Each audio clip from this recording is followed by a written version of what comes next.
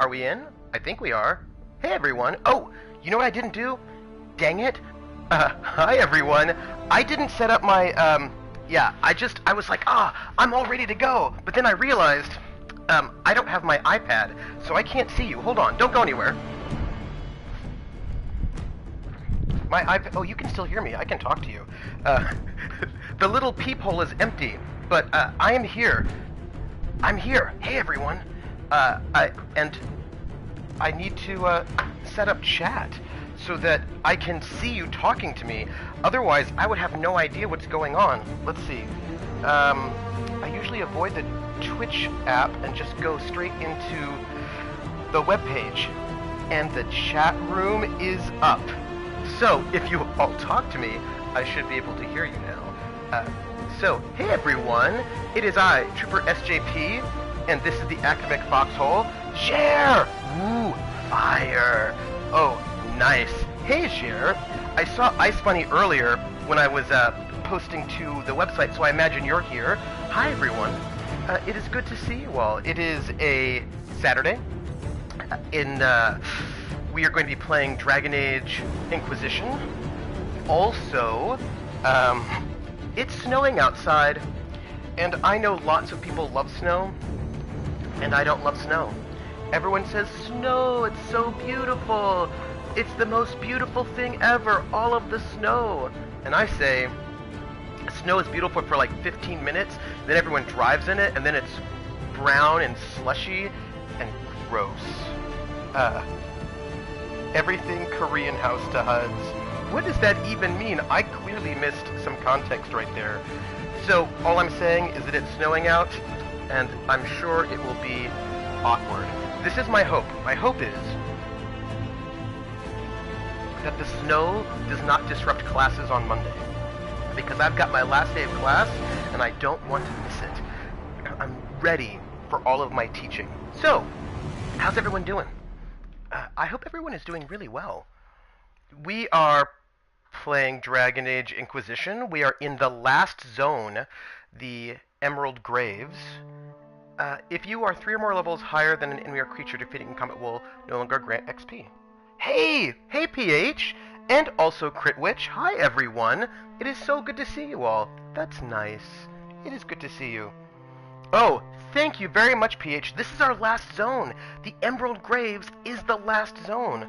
And then... share.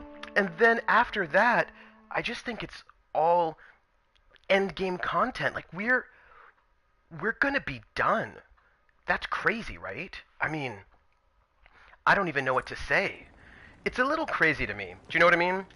We do have to, ooh, all of the pipes. Can I say, I love that pipe. Jer made the best pipe.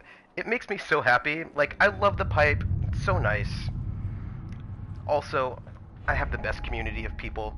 Ooh, PH, is that a kitty cat playing with the pipe? I think it is.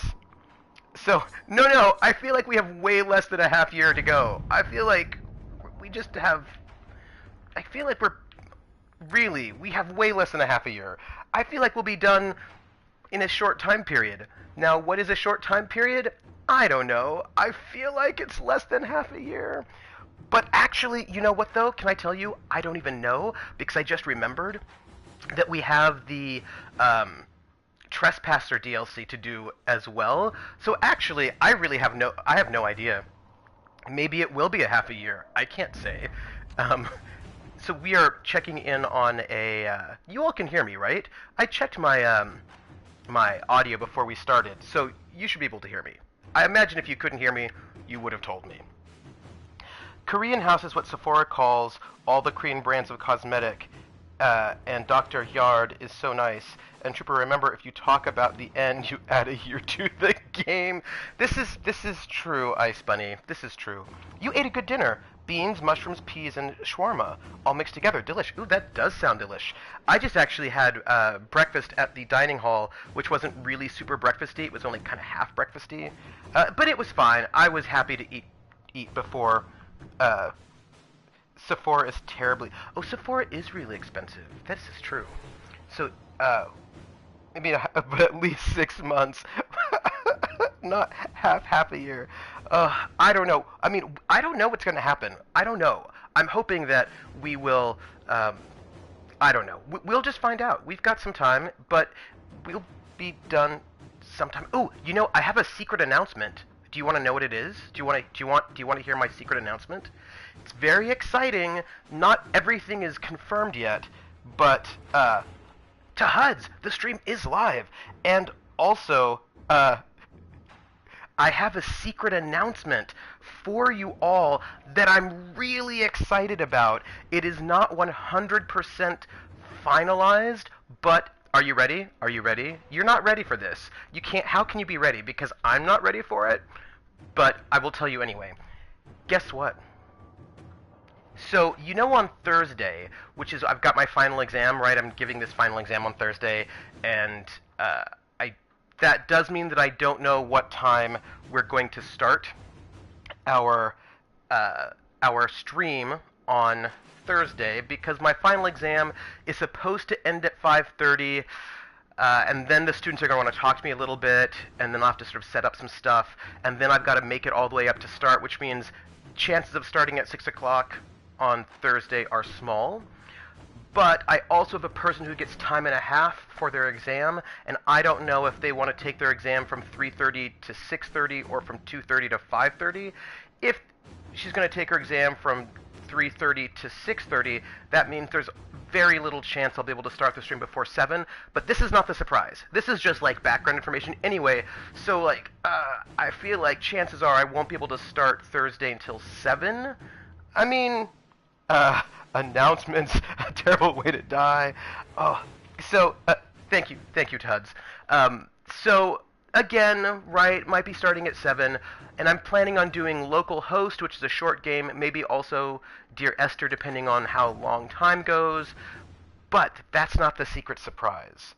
The secret surprise is I talked to Lizzie the Bold, and she said yes, and I've talked to Esteni, and she said, let me check my schedule, but what we're going to do is, starting at 9:30 Eastern, 6:30 Pacific, Lizzie the Bold, myself, and hopefully, fingers crossed, Esteni, will all do a round table where we talk about Doki Doki Literature Club. It'll be an after-action report where we talk about Doki Doki Literature Club together, all on stream, and we'll just talk a bit about it. And I'm so excited for this.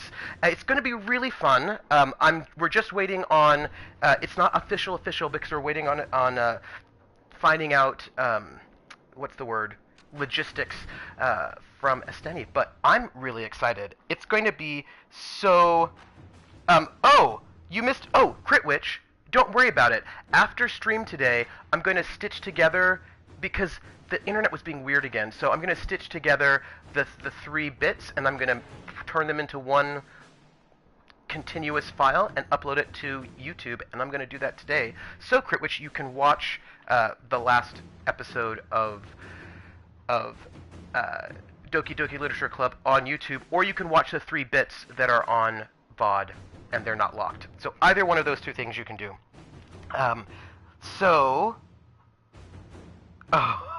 Camp songs.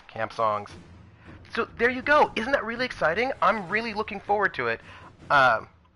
There's the power of iced coffee worked this week for me. Now I really must get lots and lots of canned iced coffees. So I just wanted you all to know that I'm looking at a really cool round table Thursday evening after my regular stream. So how is that for awesome? I think it'll be really cool. But also, secrets. This is not a secret. This is just true. Tia is nicer.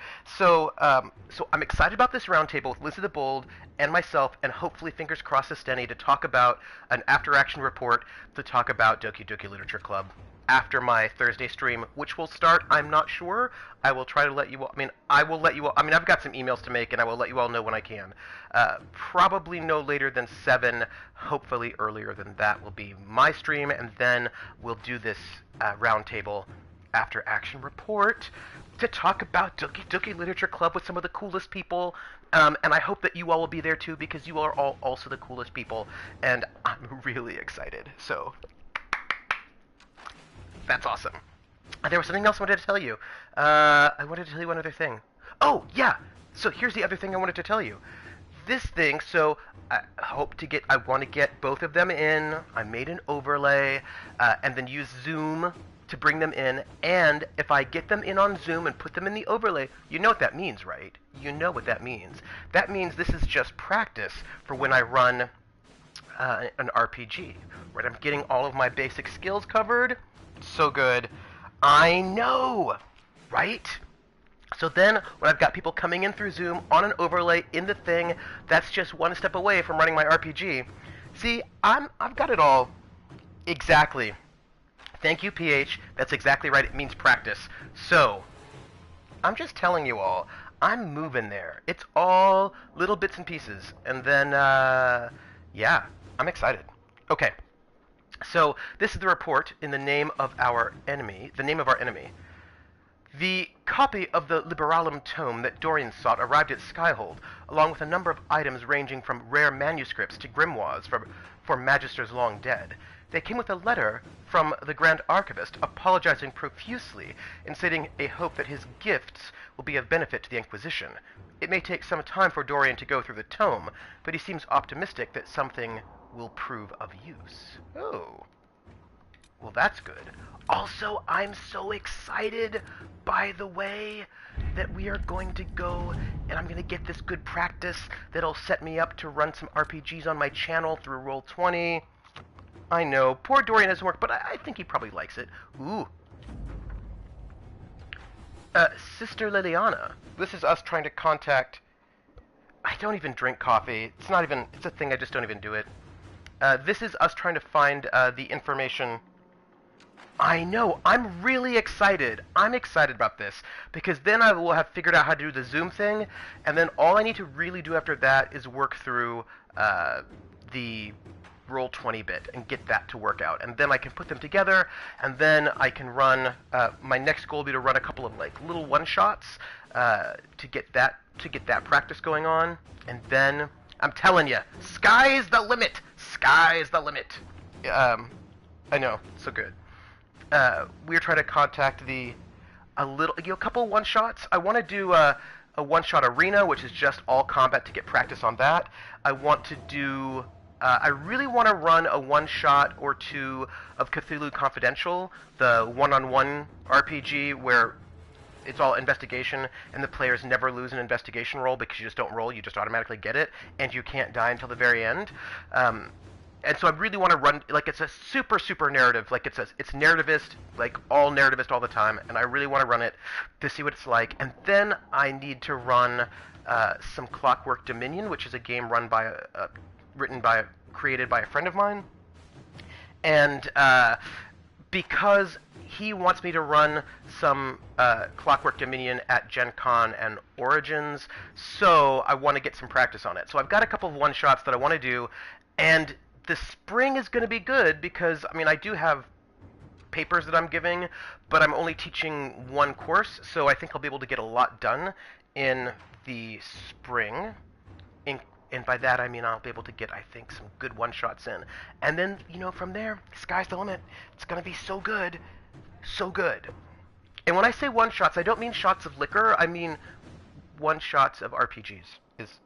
I just know it will make me hyper up to stay awake all night. I used to drink cola like crazy. Oh, yeah, no, I'm drinking some vitamin water at the moment, but you know. The hero of Ferelden. Sister Liliana, the hero of Ferelden made contact. He left a letter to deliver to the Inquisitor, as well as goods from his travels that might be of use. We've included them in this missive. Yours in service, Sister Regine. Oh, that's nice. So, is it double a one-shot RPG? What? Yes, I think, right? Askren owes me days of it. I know, you're like, Askren, where am I, like, because a really good double should be that one shot, and then also, like, also an ounce of some sort of liquor that you like. You are 6 hours ahead of me in the time zone. 6 hours? Is that because of, He should have died during that stream. No, no death. Let's see. Oh, we have this. What is this? Stop the rumors. We're stopping rumors. Uh, a soldier cares not for a poet's pain. Just go and fall upon your sword, you prat, Meriden. Okay. I don't even know what I don't even know what we get from that one. But probably we probably could have done something better than that, but we only had one person open. He following his own rules. I don't like any more than you do, Trooper, but rules are rules. Trooper, he was supposed to drink for each sub. Oh, I think I gave like 40 subs because they are on sale, and I was super drunk. This week was hella bad. Oh no. Hey, David29, Taylor, how are you? Welcome in. We are playing this. I'm Trooper SJP. This is the Academic Foxhole. You are here with all of the battle buddies, who are all amazing and wonderful. And we are playing Dragon Age Inquisition. We've been playing this for a year because it's a long game, apparently. And we are in the last zone, the Emerald Graves. So this is a letter, Harvest of History, a letter from the Inquisition Apothecary, Elon Vamal, directed to the Inquisitor alone. Inquisitor, I'm not, by several estimations of character, a nice person, as they say. One must have a past to carve a future. Do they say that? Perhaps I should clarify that I say that, and for my own reasons. I am here, and I serve. I trust that you see the value in that and would invest in protecting it. Certain resources of mine are in the hands of another. Said person helped create my recipes. The value of my work is lessened if it is duplicated elsewhere. It is not a matter of recovery so much as denial. Who knows who might receive benefit of this brewing doppelganger? You are free to ignore this situation, but would it not be better for the resources of the Inquisition to be unique if this person were simply gone? The location of a freehold follows, and the name Isthmus Goodson. So, I don't know about that one. Oh, Tahuds was trying to kill Askren. Don't kill Askren, Tahuds. Also, subs were on sale? I didn't know subs were on sale. I don't even know anything about it. Also, Tahuds, drink water, get yourself hydrated, have some, water with electrolytes. So I don't know about this getting... I don't know about this. I don't know. I don't know about all this. Oh, subs and gift subs are on sale. It's pretty... I didn't even know. Why didn't I know this? I don't know why nobody tells me these things. I feel... 20... Oh. I need extra credit. Tuds, if I fail this semester, I can't graduate. Tuds, is there anything you can do about my grade? Oh, Tuds. Yeah. The ending was pretty epic, though. I was like, oh my god, and everyone was. It wasn't me. If you miss it, I will go and see it. I ended up going to sleep early yesterday, which was crazy, because I'd never get enough sleep, and I was like, I'm going to bed hella early. And then I did, and I woke up, and I've had so much sleep, and I'm feeling great. Just knowing it. Oh, nice! All of the subs. I need to go and catch up on it. I'm very excited for that. Good. Drink all of the tea, Tahuds. Also, just for the record, I never give extra credit. Right? I know. I just went and I got all the sleep. I'm really excited for it. I never give extra credit. Well, let me put it this way. If I give extra credit to one person, I give it to everyone, but I never give extra credit to one person alone because that seems unfair to me. So that's a thing. That's what... Oh, dehydration is what causes the... Oh, yeah, drink water. So let's see. Josephine says, if we have doubts about this person, it is a simple matter to have a local lord imprison him in relative comfort for the duration of our concern. Liliana says, we're hardly in a place to be precious about a single life. You decide what serves our cause and we'll see it done. Cullen says, the hold is near to Venter territory that is unknown or in dispute. If we are to hobble this person on a hunch, raise the fields, but do not stoop to outright killing. Yeah, so what we're going to do is we're going to go with Josephine, which is just imprison them in comfort while we, for the duration of our concern. Because we're just not murdering some rando. That's just not going to happen. Inquisitor. Let's see. It's been stupid, out of town this last week. Missed all the streams. Oh, it's okay, Crit Witch. I did try to turn the cell on and be there as best as I could. Crit Witch, you know, you do the best you can. You've been out of town, and as everybody understands. Also, electrolytes always help. Pickle juice. Oh. Is pickle juice a good... Oh, interesting. So we're not going to kill this person. We are going to just, you know, see what is good. And what is this here? Investigate Elven ruins. This is House Amladaris.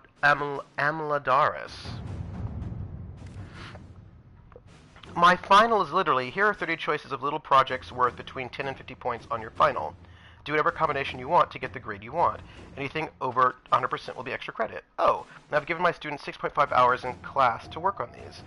Oh yeah, no. I am not about grade grubbing. It's not my thing. Don't like it. It's not like I don't do it. It's not a thing. It's not a thing I do. Dorian has completed his research using the Liberalum and believes he has found a connection between Cryphius and an ancient magister named Sethius of House Almadaris. Dang to HUDs. Oh, I didn't know there's a lot of electrolytes in pickle brine.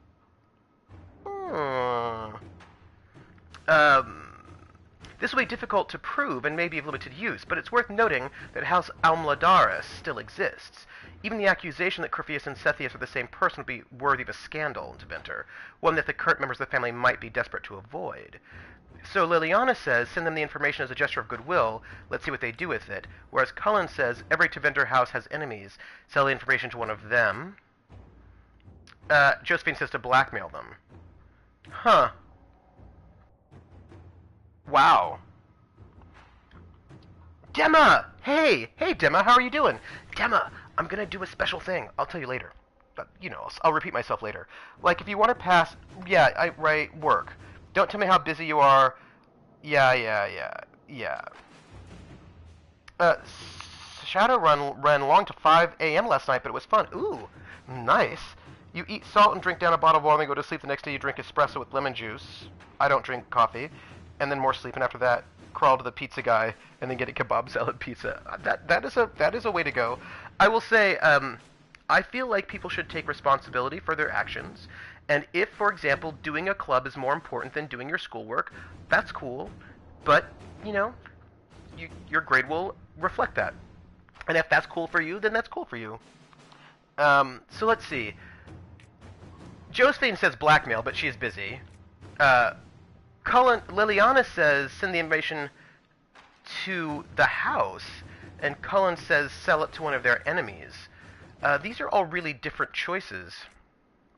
But I think I'm going to trust Liliana's instincts because she knows how to play the game. I mean, so does Josephine. But you know what? We're going to send it to them.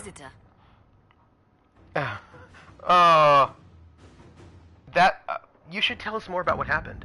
So that looks like, I think we have only one more thing here, which is these Elven ruins, which, Inquisition contacts report a group of elves investigating ruins in the Emerald Graves.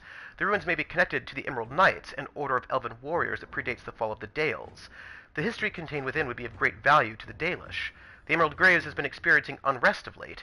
If a small delegation met with the elves and offered assistance in their search, it could prove an opportunity for cooperation between the Inquisition and the Dalish, strengthening our reputation with the clans in Orlais. Totally. Right? Of course. We'll totally do that. We have a new area unlocked.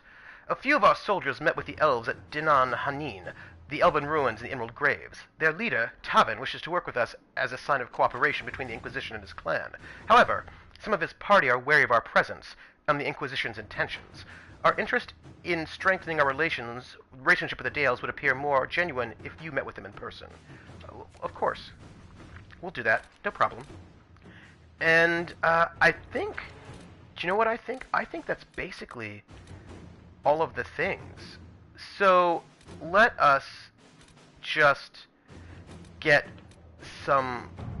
We're just going to go and gather... Oh, there we go. We're gathering. We're good. What's happening today, Demma? Finally did the highway run. Rigger went into physical overflow from jumped-in van and drone damage. Drone was recovered and van was literally one box left. What are you doing today, Dema? What's happening? I wish I could say that, Trooper, but high school and special ed. Yeah.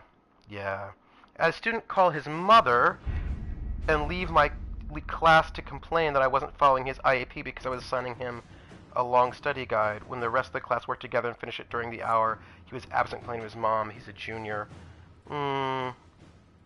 Yeah, don't, you know what, Tuhuds, listen to me right now. Listen to me. You are not in school, you are with us. Right now, turn all that off for a moment, take a deep breath, and just be with us in this moment, and enjoy some time. You know what I mean? Like, you have just give yourself a couple of hours to not even think about it. That's what I do. Right? Yes. High school tested it works with coffee and lemon juice is, you know what? I just don't even do that. We need to talk to two people. The last time we played, we did something for Cole, and we did something for, I think we did something for Cole. I think we finished up his loyalty mission, and I think we finished up the mission for Cassandra. Inquisition. I think. So let's just check in with them, because I think Is there anything you need? No, it doesn't look like it. That's enough for now. So Another time, then. maybe it wasn't Cassandra. I know we got the thing for Cole, and there was, I feel like we did one other thing, but now I don't remember what it was. I wish I could remember. I feel like a bad person for not remembering. Cole! We were ready to walk away, then up comes the charger saying... I'm just trying to find Cole, everyone. Tuhuds, be here with us. Hi, Cole. All I know is job done. Oh. It started out helping, taking the fear away. I won't take too much. I am not that. I'm going to give him the amulet. I found the amulet that Solus told us about. Would you like to try it on? Yes, but not here. I like it here. We need some place that can go away if it becomes sharp. Okay. What do I do with it? You found one of the amulets. Excellent. May I? I feel like there's another person besides Varric, but I don't remember. It is simple enough. You put it on, I charge it with magic, and you should be protected. Alright, if Cole is sure. Are you ready, Cole? They can't make me a monster. Cole's got a weird hat.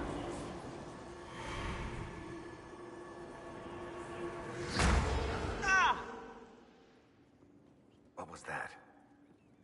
Hey, Varric. Oh, what are you doing to the kid? Stopping blood mages from binding me like the demons at Adamant. But it didn't work. Oh. Something is interfering with the enchantment. Oh. Something like Cole not being a demon? I'll just say maybe Varric is right. Solus, is it possible that the amulet doesn't work on Cole because he's too human? Regardless of Cole's special circumstances, he remains a spirit. Yes, a spirit who is strangely like a person. I don't matter.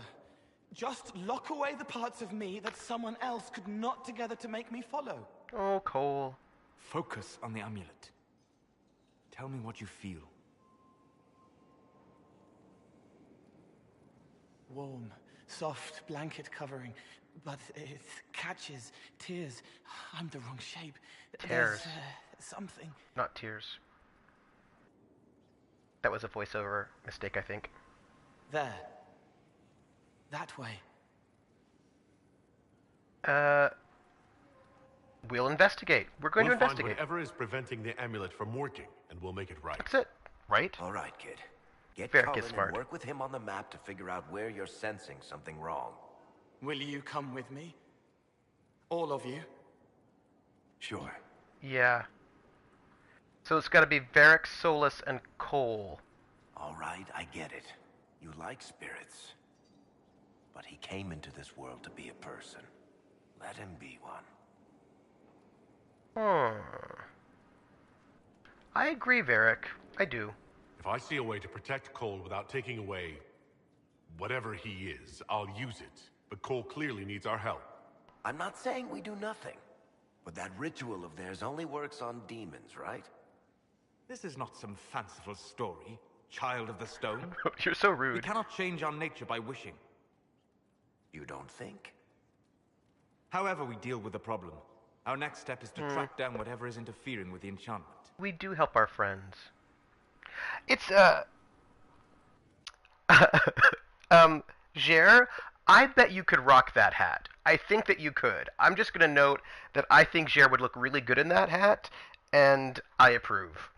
Also, I do think we need to help our friends. And, yeah, I worry a little bit, but I feel like we just have to go and see what happens. Here's the thing. We don't need to get ahead of ourselves, right? Solus needs to help himself. Ooh, Cole cosplay. He needs to help himself be less of a dick. I feel like we have some feelings about Solus. You know, I was just thinking about Harlequin and Harlequin and how she was dating Solus and he broke her heart. I'm not dating Solus, so I can tell Solus, stop being a dick. That's all I'm saying. Yeah, I don't know if Solus is our friend. Yeah, you should get me through the month. Oh, Give me a moment. what's going on? Greetings. Can I help you? Yeah, that's what I want to know. You. What's going on? You killed me. Oh. What? I don't even know you. You forgot. You locked me in the dungeon in the spire, and you forgot, and I died in the dark. Oh. The spire. Cole, stop! Who? Just That take person. it easy, kid. He killed me. He killed me. That's why it doesn't work. He killed me, and I have to kill him back. No. No. We'll take care of it. If he hurt you, you'll have your revenge. Cole, this man cannot have killed you. You are a spirit. You have not even possessed a body.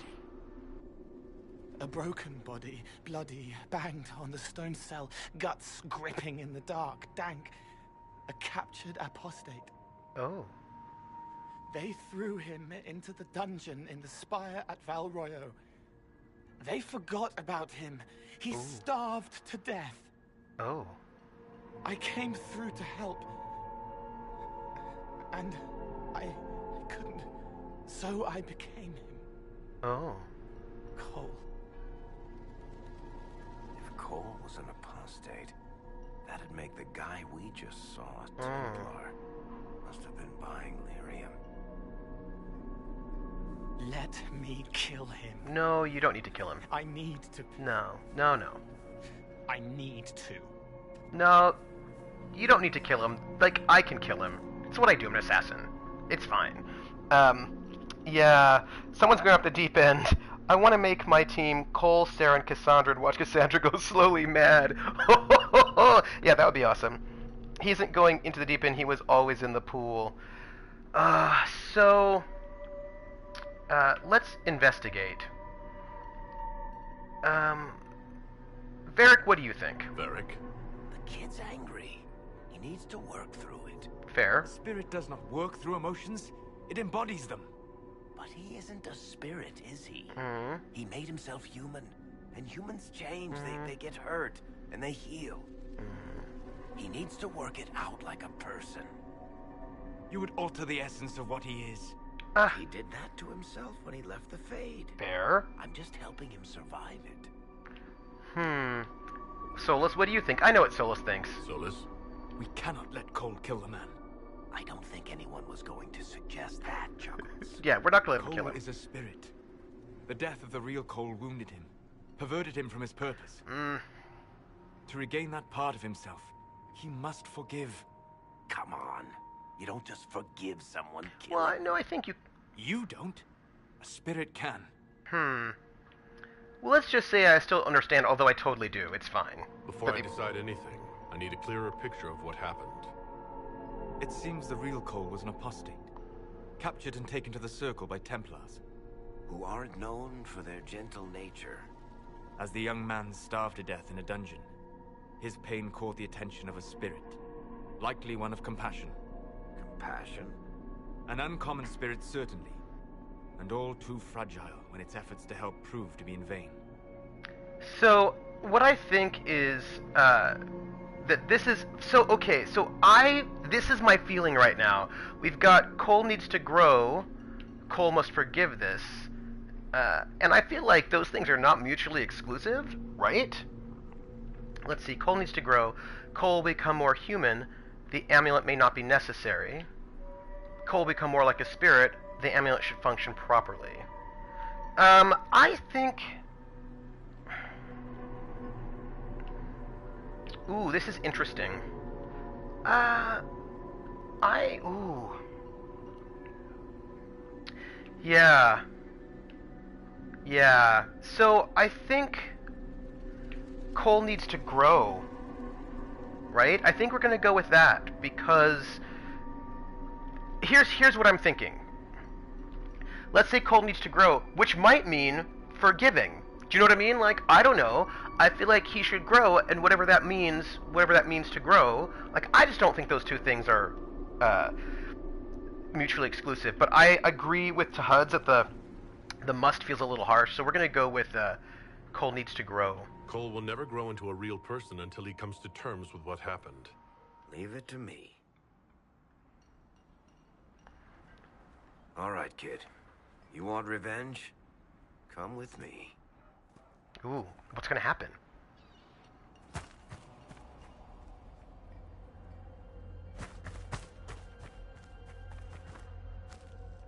That helmet. I've seen that helmet before. I'm sorry. I'm so sorry. Hey, Empress Pookie. Sorry isn't going to help him now, is it, kid? Hi, Empress Pookie. No. Pull the trigger and put him down like a mad dog. Oh, don't do that. Killing him? No!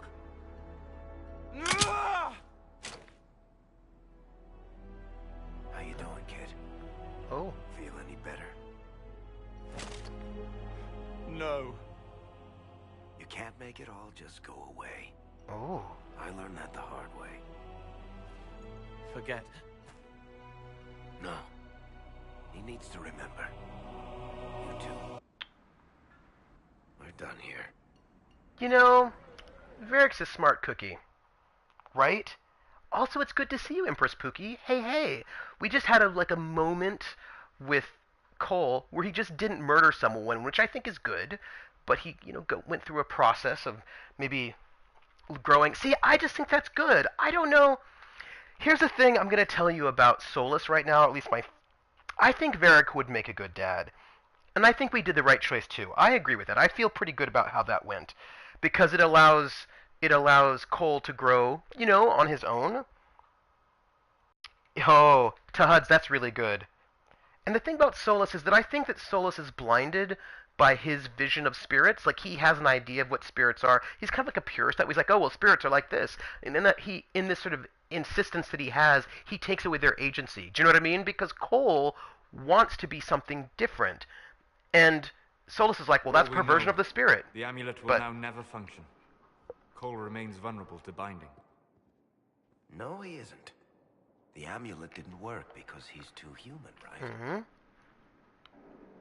Maybe now the kid's also too human for that binding magic to work on him. Mm-hmm. I hope you're right. It still hurts. When do I stop hurting? We'll help. Being with your friends can make you feel better. Come on, kid. Let's go for a walk. It'll clear your head. Varric's good. The left hand misses a friend with 2 different names. She's hurting, sad, alone, but everyone can see me now. They remember. How do I put honey in Leliana's wine without her noticing? I can help with that. Oh. Oh. It is good that he is not entirely changed, however human he becomes. I hope so too, but Solus might be right about his caution about binding. Yeah. Yeah, I think that's true. But, what is this? What is that, do you think? Oh, it looks like one of the shards. I wonder what Solus is doing with it. Interesting. Hey, Solus, what are you doing? I just have some questions. Let's see, I want to go, I suppose, out this way? You know, look, I really feel like, seriously, I feel like we finished Three Eyes. Hi. Inquisitor. How are you? I feel like there's one other thing we did last time. Let me look. Inner Circle? Unfinished Business? No. Before the Dawn? No. You know, I really do feel like we just finished one last thing, but I don't remember what it was. Well, you know what? We'll hit it. It'll be fine. Let's go adventuring, shall we? We are in the Emerald Graves. And we went and just got a new camp right here. And we're going to travel there. And we're going to bring in Dorian. Hey, Varric. Oh, hey, Varric is looking much happier than he was before. Well, that's good. And Cassandra.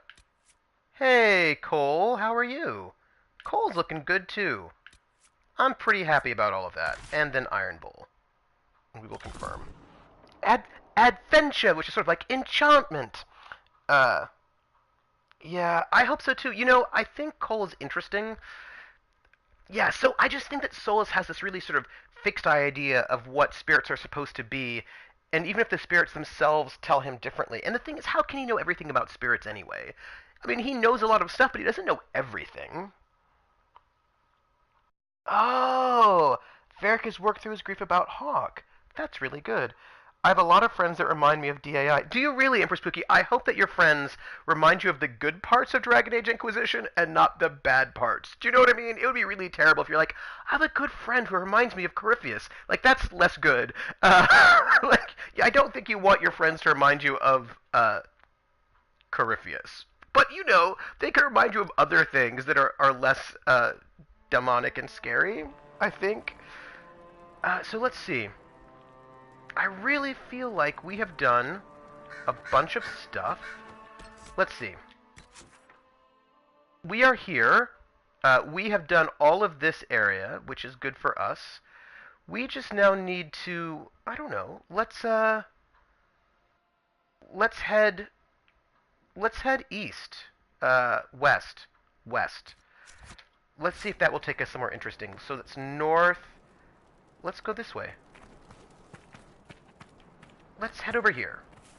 Wait, what is this? We have a sign. What is this sign? Huh. Interesting. Alright. But we're going to go over here. We're going to close some rifts. There's a rift right over there. Go west. Life is peaceful there. Go west. La da da da da. Go west. There's a... That's by the Pet Shop Boys, and also the Pet Shop Boys is the cover. It's also by we're gonna disrupt the rift. It's gonna be cool. It's also by I think it was originally by the Village people. Just, you know, noting it. Are we? Hey everybody! I just want to go and what's gonna happen here? Where are my friends? I'm gonna just disrupt this rift. It's cool. Oh, you're shooting at me. Why? Don't shoot at me. That's rude. Oh my gosh. There's a big demon who just showed up. Like, all surprised. I don't feel great about that, but it's okay. It's alright. We're gonna work on that demon. It'll be cool. It'll be fine. I'm a little worried, though, everyone. Oh. You know what, PH? It's my job to put songs in people's heads. That's what I do, right? Other East. Do I have a favorite song? Do I have a favorite song? That's...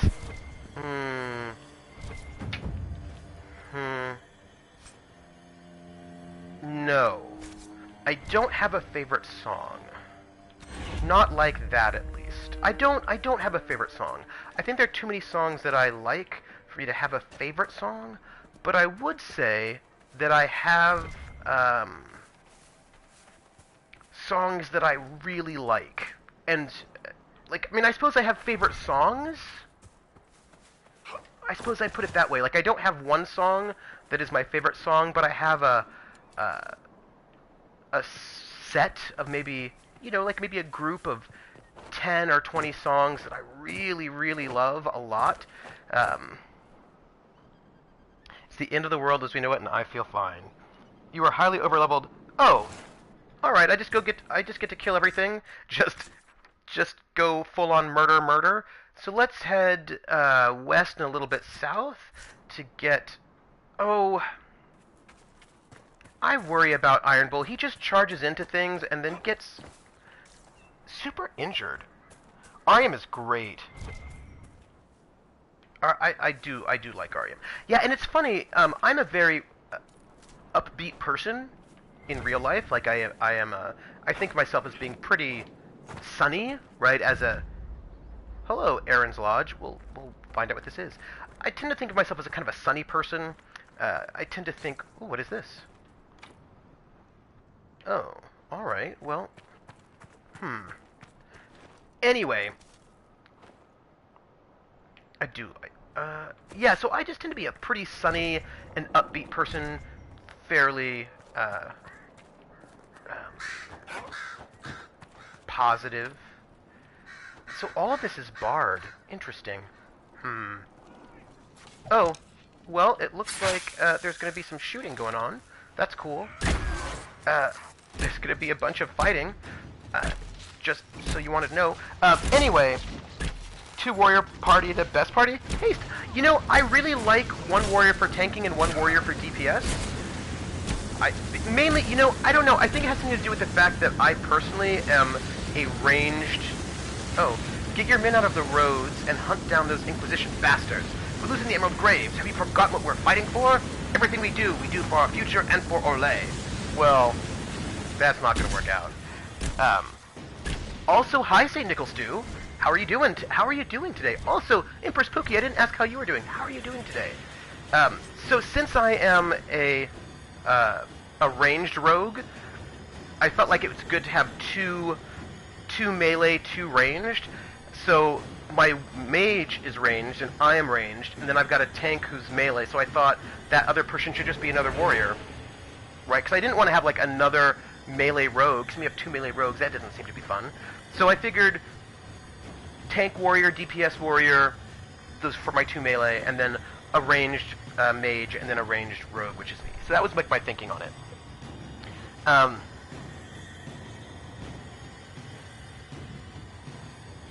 Oh, your runners blew up an overpass with lots of grenades. Nice. Have you ever seen the Nice Guys? They sent an armored car of said offset overpass into a residential pool. Oh no. An unsigned message. Via Moriel's taken. Malefont's gone. We're losing our grip. What now? The men are starting to balk. Talking about giving up. Yeah, give up, people. Let it go. I want to get into that place, but I don't think I can. Are my friends fighting? Oh, you know, I'm over here looking at stuff and they're fighting. It's cool though. Don't worry about it. Where do they all come from? Whoa, hey, leave me alone. Oops. I just fell off a bridge. It's cool. Don't even worry about it. We're fine. It's okay. Hi everybody. All my friends. Oh hey, look, the door's open. We can now find out what's going on in there, which we should totally do. I just want to loot things, though. Loot. Alright. We just looted some stuff. It's fine. We're going to go into this fort of sorts. Oh, there are more bad guys here. That's Let's cool. take a look.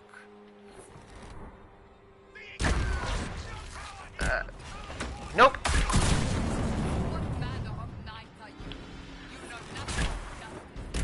Ooh, Cassandra's getting upset about. You should leave me alone. Don't attack me. I'm just here to shoot you from afar. Right? Oh, you gotta go. Oh. That's one way to solve the problem. Have a good time, Dema. If Claudia's still streaming when I'm done, maybe we can go and raid her, because that would be nice. So, you know, I will check it out. Maybe there's a raid to be had. Also, I like that Cassandra does not like knights who are bad knights. No? Tell her to tweet out High School Royale. Oh yeah, she's got to tweet out her show. What do we have here? No? What do we have? What is this place? Ooh. Oh, a new bottle of Thetis. Absinthe. I'm aware of how to spell it. This bottling reflects my wish that the current crop of behatted self-styled cads would disappear. I preferred La Fée Verte as spirit, not affectation. Distiller Emeritus Gaivon. Hey, you know what? It's all good. I think she's she's rabbiting, not streaming. Oh, I see. So, I want to talk to you all about Rabbit. I want your thoughts about this. I want your advice. I need battle buddy advice. So, there are parts of me that thinks it would be fun to Rabbit with you all, but the other thing is, I'm not a Mystery Science 3000 kind of watcher of media. By that, I mean I love to talk about media, but I don't love to talk about media while it's playing. And so while I would love to watch things with you all and then talk about it afterwards, I don't really want to watch a thing and then just make fun of it while it's playing. It's just not my thing. So I just don't know if I should Rabbit or not. Because, oh. Mysterious sketch.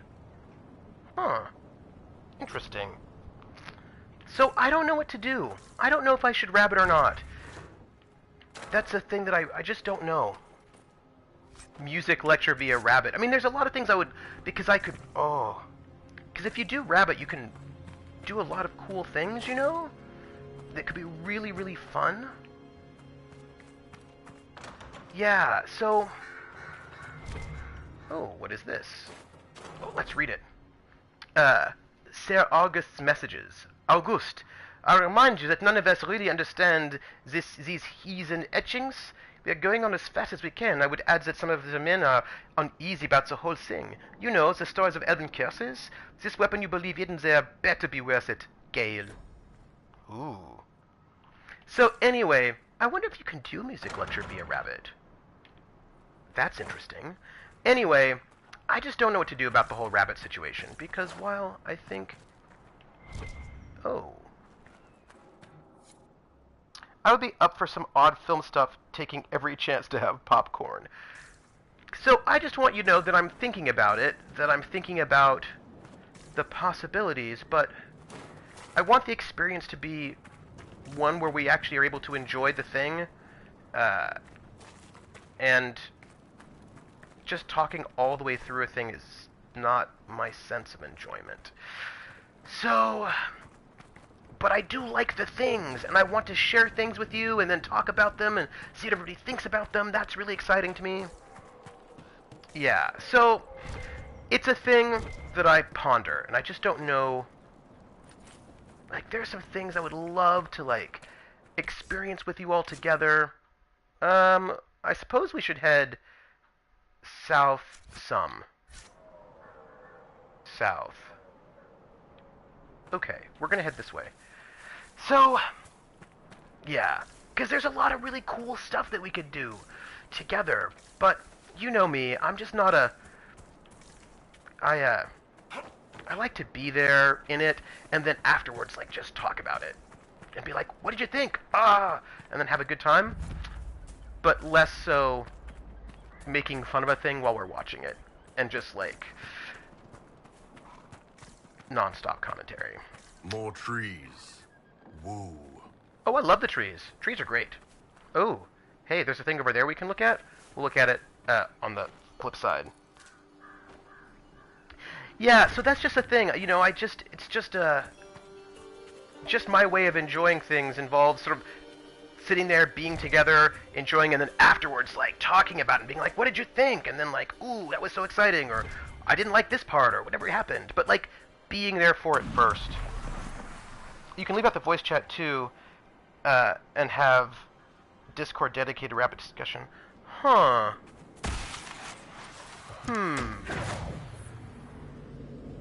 Well, that's interesting.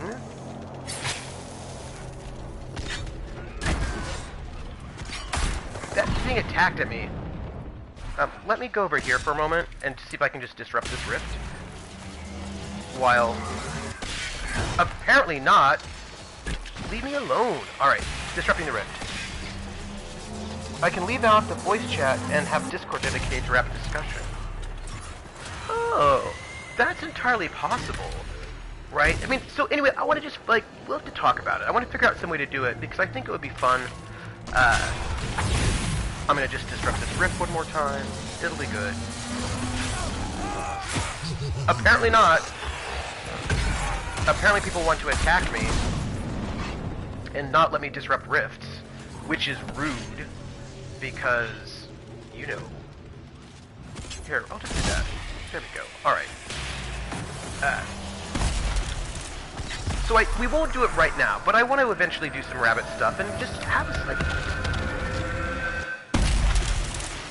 I get distracted in case... People have not seen me play this before. I always have to stop talking when you get that sound where the... like the... that before the explosion, because I get really distracted by that audio cue, and it's just really hard for me to talk when that audio cue is happening, because I just... It's a very intense audio cue, and it distracts me. Typing is different from talking. Also, we can type, and then Trooper can read it all when we're done. Oh, yeah. Yeah. Oh. Typing. You know, that could work. And some of it might have to do with the fact that let's go to the... Oh, astrariums! Oh, I love astrariums! We're going to go to the astrarium, folks. I also, the other thing about talking is that when you're talking, then I can't hear what's happening. Do you know what I mean? Like, if I'm talking or someone else is talking, then I'm not hearing what is being said, and that I find distracting. Reading might be different. I might be totally fine with reading commentary while it's going on, because then I can still hear it. Do you know what I mean? Like, I do, like, yeah. Like, I want to know, I want to experience the thing. Oh no. Don't get sick, Tahuds. Also, PH, also don't... Hey, if you all need to not get sick, go and sleep for, like, 1,000 hours. That's what I did. I just was, like, asleep for 1,000 hours. Look. It's an astrarium, which I love. Ooh, this looks like a complicated one, peeps. Oh, look, it's a horse. That's cool. I don't know if there's a link between here and here. At first y'all were afraid. You were petrified. This one might be an... Oh, hold on. No, we actually have to start, it looks like, in one of these places. So... Yeah, no, y'all need to go to sleep, and just, like, and I would say sleep extra. So, I'm thinking... I don't know if this is the right way to go, but we need to end... I'm gonna just go down and see if this is gonna work. Because I think we need to end where we began, and I don't think that there's a line here. Alright, so this is one of the tricky parts about... I think what we need to do this right is do this. I think this is actually not a hard astrarium. As long as there's no line where I don't think there should be a line. Yeah, we got it. We got it, my friends. Jaeger decided last night that I did not need to get sleep. Dog tongue up the nose, instant awake. Yeah, dog tongue up the nose, dog tongue up the nose. Maybe not the best. Who's this by? Oh, Sister Oren Petrarchius, this is her. Constellation Equinor, referred to as the stallion in common parlance. The constellation Equinor has historically been depicted either as a rearing horse or a seated griffin. Some scholars speculate that the constellation's original image was that of a hala, which could indicate a deliberate supplantation of the constellation's original representation as Gulinan, the elven goddess, also known as Mother of the Hala. However, as horses had great significance to early Romanian culture, from which the ancient imperium descended, this speculation is largely considered unfounded. From a study of the Theodosian astronomy by Sister Oren Petrarchius. I disagree with you, Sister Oren Petrarchius.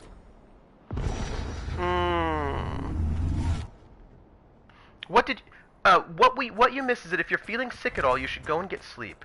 These are the things that we've been discussing. While you're... What are we looking at? Okay, I think we're good. Let's just head and get to that part up there. A little bit north of us. He's a Chihuahua, so yeah, his tongue goes right up there. That said, he's also the best guard puppy, so what can you do? It does sound Greek. Also, those little dogs are often quite vicious.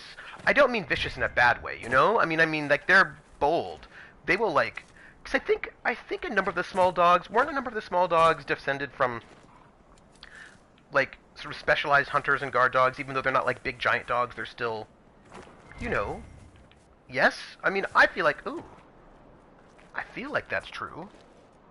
Jäger does mean hunter in German. Hey, look. It looks like there's some bad guys that we're just going to kill. Just, you know, murder them in a rude way. That's just how that's gonna go. You know, it's cool.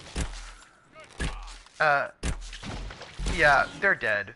That was really easily done. I do feel a little guilty about it, but... Stonewolf Green. New clients to Master Kells. The new client wants double the red lyriums shipped last time. The contact said it was for someone called Samson. I met him during the last trip. Got a Templar feel off him, although the army he was wearing doesn't look chantry. Still, his coin's good and he doesn't preach. Toby. Another letter on the smugglers, referring to Samson. Oh, so many small dogs were bred for ratting or hunting foxes, weasels, slots in their dens. Samson. Oh. I like it. Yeah, because I'd heard that a lot of red lyrium... Yeah, I heard that a lot of those... What is this? A person was just murdered, it looks like. Torn... What would you do as a tiny dog when you have to show a Schäferhund to the bosses? I imagine you just get, like, a little ridiculous. Oh. The poodle cut was to actually protect the dog from bites. Well, that's interesting. How does the signature poodle cut protect them from bites? I want to know that. That's interesting. Torn pages. Huh. Nothing to hunt for days. No deer, no hares, nothing. Winnick says we're at least halfway through the forest. He's the only one who's traveled these parts, so we have to take his word. Winnig.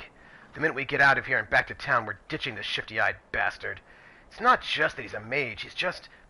shifty. He found some herbs, said they would keep the hunger at bay. Shouldn't have listened. But the others thought it a good idea. What did he call it? Ashvine? Doesn't matter. You can't live off of vegetables. Real men need real meat to keep the blood up and humor circulating. Good thing we decided to rest. Feeling dizzy from the lack of proper food. The writing trails off. Somebody murdered some people. Oh. Oh. That's so interesting to Huds. Wait, hold on, wait. Wait. Wait. Don't anybody, wait. I need my phone. Hold on. Oof, come here, hold on a second. I should not walk towards the camera, that'll freak you all out. Where's my phone? Because we just learned something, and I want to put it in our just learned. Because I need to take a note. Because we just learned something, right? Okay. Yeah, okay, that's fine. Alright, and I want to get to my notes. And, hold on. Learned. Alright, how do we phrase this? Here we go. The signature poodle cut was actually to protect the dog from bites. Period. It protects the throat / tail, comma, the most vulnerable parts. Period. Jer and Tahuds, 2017. That's not how you spell Jer, but that's fine. We have a new learned, everyone. I learned something, and it is now to be added to our thing. Boom. Done. Learned. Because we learned a thing. Whenever we learn a thing, I want to write it down. I love learning the things. Whenever I learn a thing, I'm super happy. Also, I learned that plumbing makes you angry, and that re-drywalling a room twice in a week makes you a dick to be around. To HUDs, 2017. It's important to know the things that you've learned.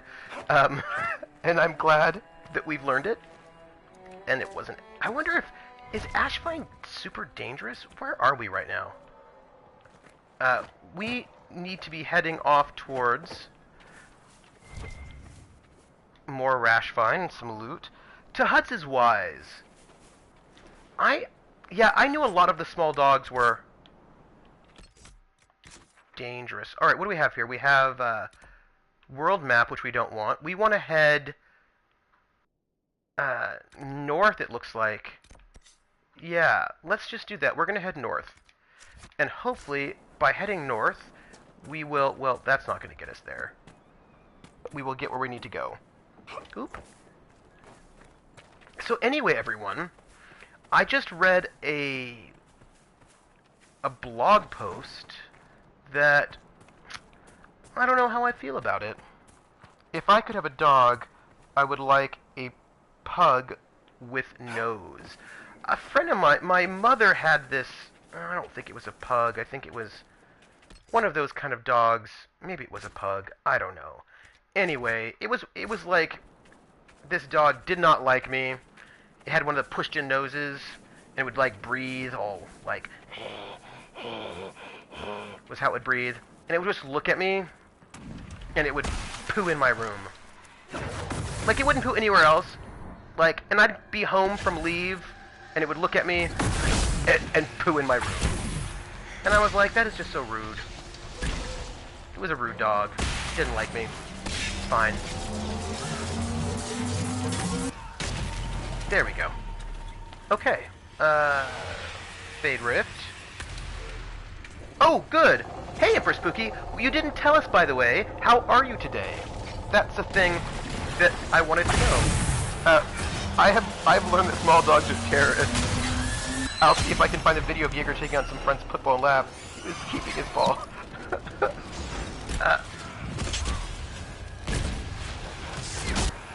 You know, I like that my friends can take care of most of the monsters while I'm trying to take care of this Fade Rift.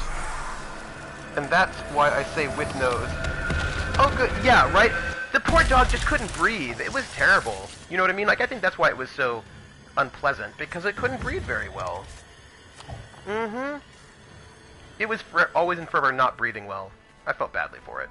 But then it would poo in my room, which I didn't appreciate. So, you know, just noting it. I would like to claim this, please. I just want to claim this. Come on, let me claim it. Oh, here we go. Hello. White Shadow. I camped beneath a large stone statue of a wolf not far off the road. With the calm eyes of the great beast watching over me, I slept like a babe in arms. From A Journey Through the Dales by Lord Horace Medford, Adventurer. I think dogs... I do worry sometimes about breeding dogs. They look pretty, but not so that they, have good quality of life. That's a thing that makes me a little worried. Dogs should have a good... you don't want your dogs to be unable to breathe, having bad hips, or... You know what I mean. You all know what I mean. You know what I mean. I just want I just don't want dogs to be... But with my constantly changing schedule, it's not nice for a dog... yeah. Oh, I can't get up now, the cat has said... Yeah, so cats do that. Cats have decided, they're like, oh, it's lap time, and this lap is mine, and I'm just going to take it. And then there's really nothing you can do, because cats are secretly in charge. Although, actually, maybe it's not a secret. Maybe everybody knows it. That's probably true. Oh, Schaefers have hip problems? Oh, we call them German Shepherds.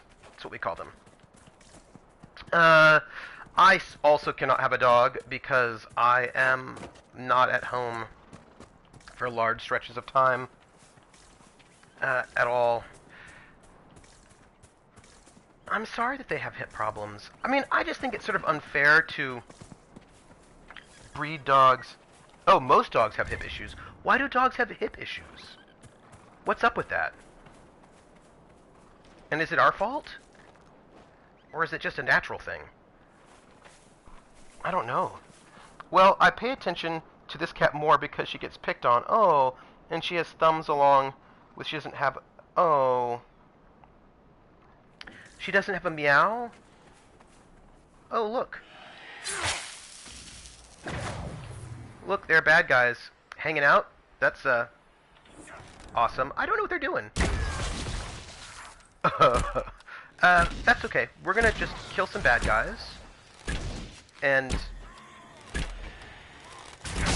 do they have demons with them?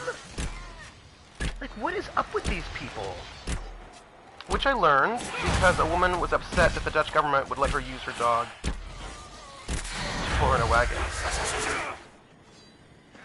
Oh, there are more bad guys. Sorry, I was distracted by your lovely chat, and it turns out there are, like, more bad guys. Oh. Who are you? Alright, well, inappropriate.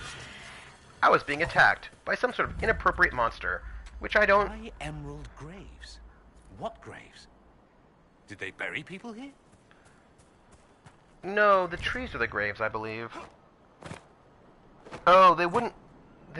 Huh. Wouldn't let her use her dog to pull her in a wagon. It's like a... Oh. Ah. Huh. It seems like that wouldn't be so great for the dog. I don't know. Alright, where are we headed right now? Oh, we are really close to this stuff. If we could head directly east, that might be interesting. Which we are not doing. Although there's something... No, east. We're just going to head directly east. We can head north afterwards, because there's something there that looks exciting. But we're going to head east first. And see... what we can find. Oh. I think this is one of these creepy statues by your creepy... Oh. Cats are the best, and Russian blues and another breed with fur, whose name I can't remember, are non-allergic cats, and then you always have the naked cats. The Dutch government has a piece of legislation that dogs can't be used to pull stuff, with some breeds as exceptions. Oh, interesting. I am super allergic to cats, though, but I was told that you're not allergic to their fur, you're allergic to the dander, which is skin, so, like, I don't even know. The Widow's Woe. Who's, oh, Widow Karen. Okay. My, furless cats. Yeah, but alright, we'll see when you get back, Empress Spooky. But I heard that you're not allergic to the hair, the fur, you're allergic to the dander, or the saliva. So I don't know. Breeding anything down from 70 plus pounds proto-wolf to a 7-pound dog is going to cause some issues. Yeah. And Chihuahuas are one of the oldest breeds, really. Most breeds were invented during the eugenics craze in the late 1800s, early 1900s. Yeah. The woman's argument for why she should be allowed is it's legal in Germany. Hey, Remption! Good morning. It's the protein in the dander, saliva, and urine that usually gets people. Yeah, see, that's what I had heard. So, I don't know. I just know that I'm super allergic to cats and it makes me sad. Also, welcome in. A widow's woe. My Robert died last week, victim to men who once wore the colors of our beloved Empress. His remains were burned, as our chantry bids, and his last wish was to have his ashes scattered on the plateau that overlooks the great wood. But brigands and traitors have taken these woods, and I cannot fulfill his wish. This is as far as I go. But there are good-hearted souls in this world, and I pray the Maker sends us one who may journey where I cannot. Andraste will look well upon one who hears a widow's plea. With broken heart, Widow Karen. Oh. Well, don't worry. Like, I will do it. I think Maine Coons are supposed to be hypoallergenic and are amazing. Oh. Oh. I'm, like, mildly allergic to dogs. So if you're allergic to cats, don't let them pee on you. Because that has been my problem all this time, Jer. That was my problem. Oh, Sister Amity. Andraste's path was difficult, as was ours, but we did not falter, as she did not, and we will be rewarded just as she was. From a sermon given by Sister Amity at the conclusion of the Exalted March of the Dales. Sister Amity and I are not friends because she's like a genocidal religious fanatic, and I don't like it. In case anybody wanted to know my feelings on the Exalted March. Where are we at? So we're here. We should probably just head north, eh? Because it looks like there's some stuff over here that could be cool. There's other stuff here as well, but we're going to just keep going north and head around. So we need to sort of head to the other side of this sort of, what do you call it? I don't think we can walk up this way. I mean, I will check. Ooh, Imbrium. I need, this has been my problem all along. I've been letting cats pee on me. See, I don't think we can climb up this way. I think we have to go around, but I just wanted to check. It's cool. Aren't that big fluffy white and hanging ears? I don't know. Are they actually from Maine, or is that false advertising? I don't know. Oh, I was telling you, I'm going to post this to the Discord so we can talk about it in more detail, but I was just reading a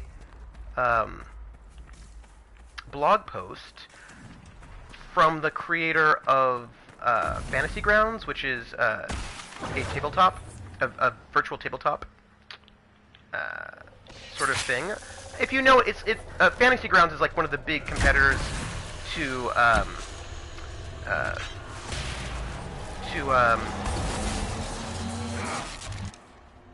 I just want to disrupt the rift. It's one of the big competitors to Roll20. It's like the big ones are like Map Tools, Roll20, Fantasy Grounds. Anyway, it's by somebody who works for Fantasy Grounds, like a person in there. And the whole post was about how he thinks that GM should not be paid. It's sort of like a post/rant against the notion of paying a GM to run a game, and how he thinks that is wrong. And he goes on to this whole thing about like prostitution. He does this whole thing about it, and you know, like, I just feel like I watch a bunch of stream shows, and all of those people are being paid. All of them are, right? The GM is being paid. Like, it's this whole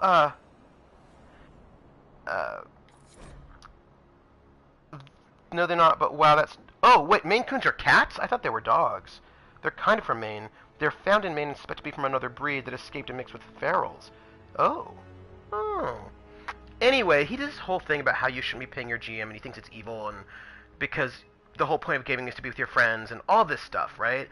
And my feeling is, I don't care. You know what I mean? Like, if you want to pay a professional GM to GM for you, I don't care. What do I care? I don't know. The diary...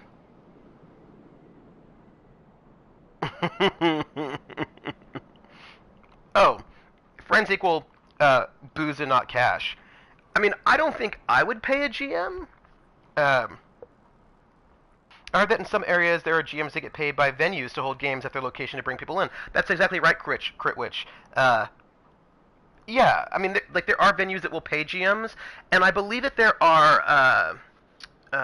I was just reading about some professional GMs. They advertise and they're thought to be very good, and people who don't have time.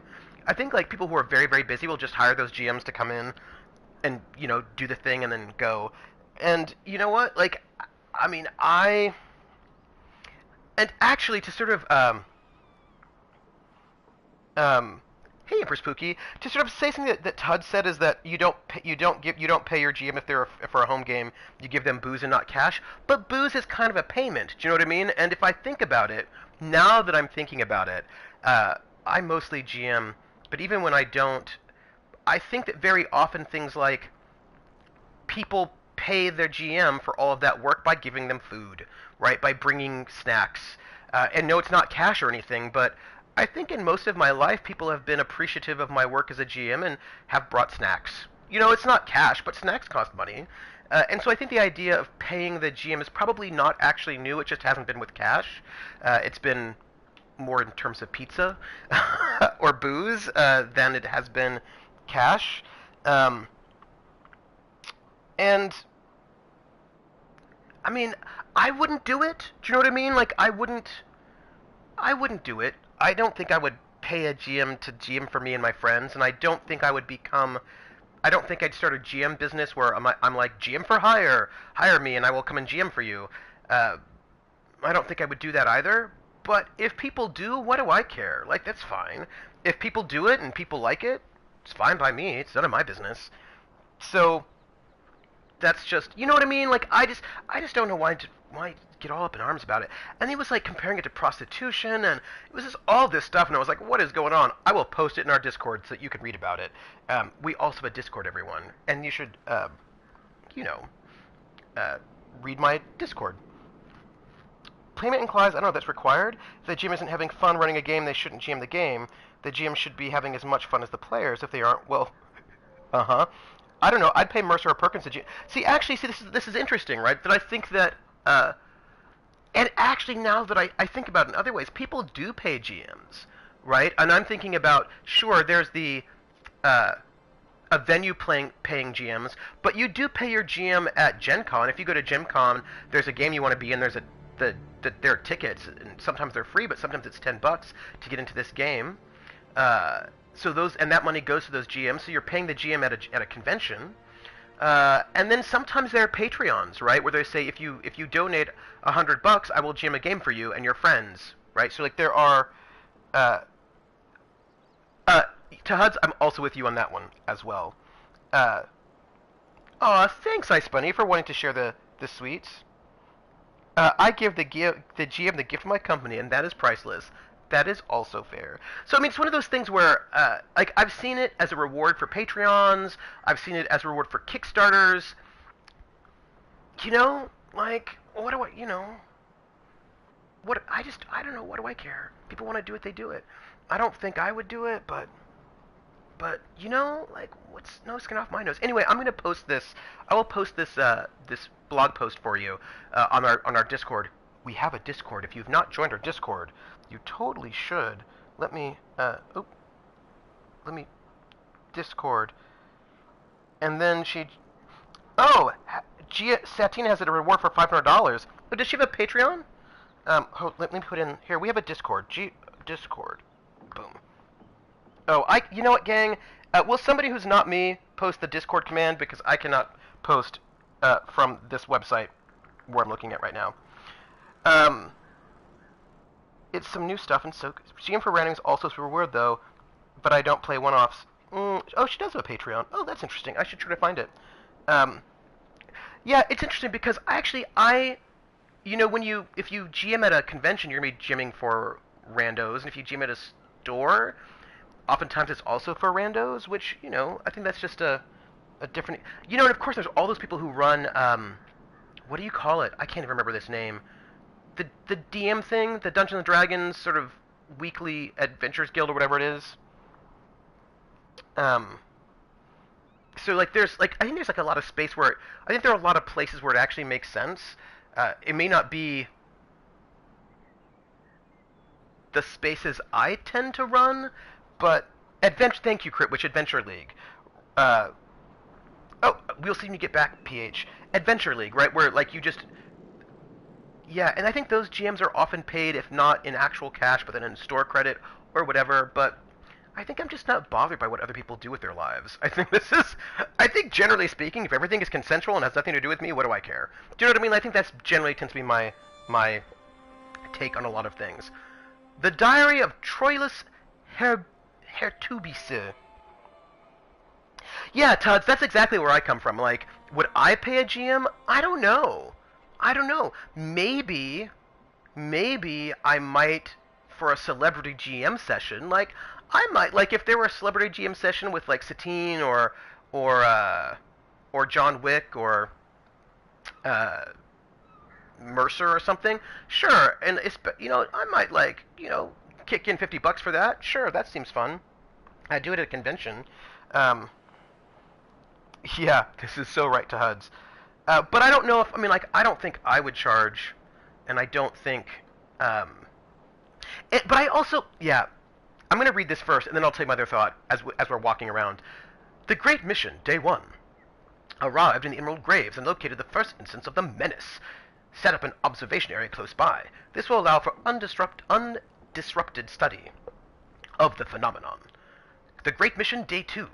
This particular example of the menace seems far less active than the one in Leeds. It pulsates at a rate of a mere 427 times per hour. The sound of it here is a nagging drone, as opposed to the frantic whistling of the first one in town. As I recall, Sister Euphorbia described the noise as similar to one heard when forcing air from a leaky bellows. The Great Mission, Day 5. Ran out of Sister Euphorbia's honey loaves, still have cheese, but spent yesterday foraging. Spotted another menace through the trees by the river. I can only describe it as stormy. It must be investigated further. For the mission to succeed, I must learn all I can. I wonder who that was, and if they're dead now, because that tends to happen to people. But Critwitch is like, I am going to ponder this. So we're heading north.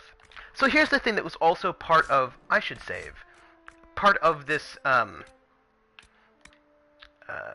post. It was that gaming is done between friends. It's an activity you do with friends, and you don't charge your friends. And this happens a lot. This is a narrative that gaming is a thing that you do with friends. And I don't 100% agree. I don't 100% agree. And let me explain. This is going to seem a little harsh, right? But I don't mean it the way that you might think I mean it. Let me see if I can explain what I mean. One moment. Who is this by? We don't know. The sketchbook contains several charcoal drawings of wildlife. The artist is clearly a hobbyist, not a master. One drawing depicts several nugs congregating around what looks like a fade rift. On the next page, a giant slavering creature with large ears and a snout is depicted emerging from the rift and devouring the assembled smaller nugs. Under that is scribbled the words, I gave them Rashvine. I really shouldn't have. Well, that's not good. How old should you be to start? Like, if Lauren or someone had a donate for GMing one-shot thing, I personally want to do it because I don't like one-offs. But if it was a regular session, paying her would still feel weird because I'd be going issue GMing because it's fun or because it's a job. I mean, I started doing old enough to do the math. I think it's important that there be mutual enjoyment. So, in my experience, players often don't care if the GM is having fun. They care that they're having fun. And maybe players shouldn't be like that, but I think a lot of players are. A lot of players are not particularly kind to their GMs, and GMs do it anyway, right? I mean, how many times have I heard? Which I've heard a lot, that if the players are having fun, that's all that matters. Because if the players are having fun, then the GM will have fun, just somehow. Now, please note, I do not agree with this, but, map of Elganar's Bastion. We'll have to come back to that. Check it out. But there's there seems to be a fairly prominent idea, especially among players, that the GM has fun if the players have fun. And this also often becomes then a set of GM advice as well, that everything is fine as long as the players are having fun. I don't actually think that's true, but everyone says that, and so there is, I think, a fairly persistent dismissal of GM enjoyment. So, yeah, to HUDs, I agree. And of course, I think GMs are also sort of sometimes made to feel guilty, right? They're told that, like, if your players are having fun, that's all that matters, and if they're having fun, you should be having fun by proxy, so if you're not having fun, what's wrong with you?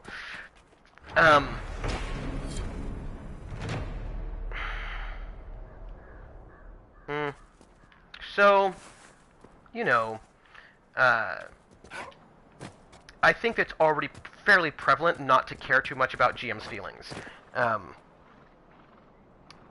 And this, right, there are some attitudes I think are fairly prevalent. So,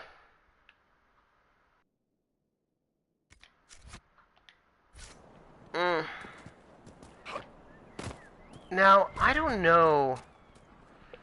I mean, I would pay for a one-shot, I suppose, if it were special. Prophet's Laurel. I need to get a lot more Prophet's Laurel. I don't know if I'd pay for an ongoing game. I say it a bit differently. As long as my players are having fun, I've done good. If they aren't, then... But see, this is the thing, right? Crit Witch? As long as your player's having fun, then you're doing your job. Doesn't matter if you're miserable, right? This is right? Like, oh, if your players are having fun, then automatically you should be having fun. And here's the thing: if you're looking at it as,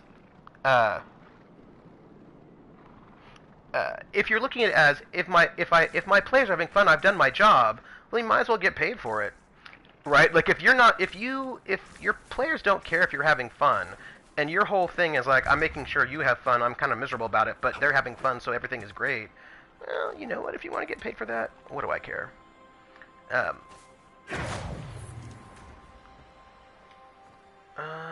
Let's...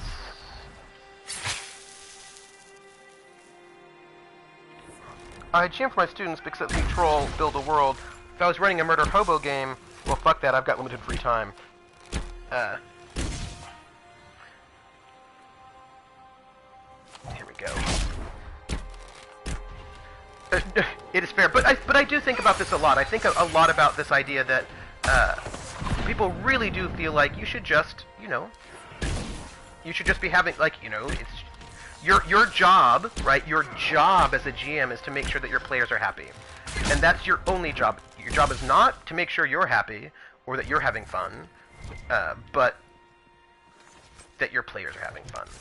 And if we're going to be thinking of this as a job, wherein the GM's feelings don't matter at all, it's just completely service, and a GM wants to get paid for that service, well, I personally would probably just not play with those people, because, again, I have other things to do with my life. But, again...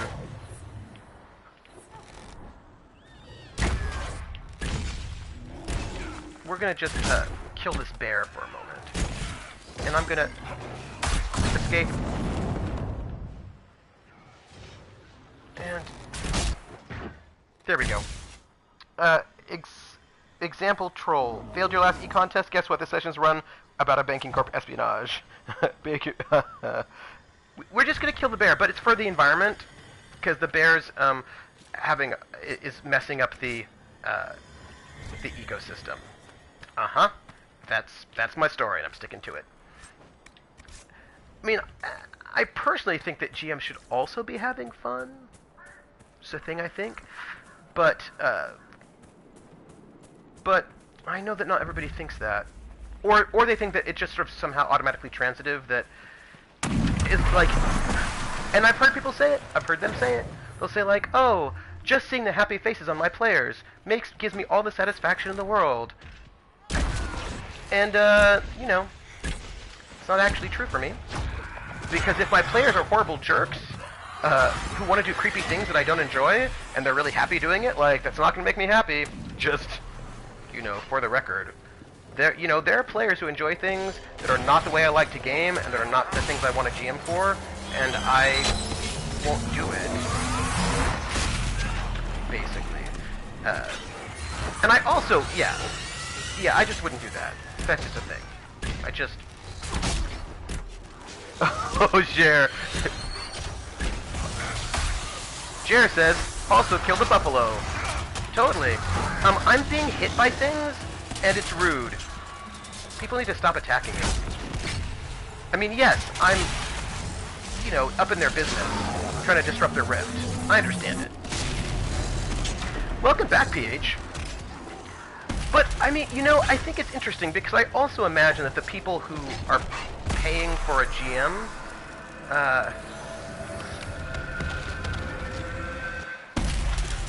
for a continuing campaign, I imagine there are things going on with them that might make it make sense. Right? Like, I am a GM, so that changes things, right? I'm a GM, so I don't need to pay for a GM.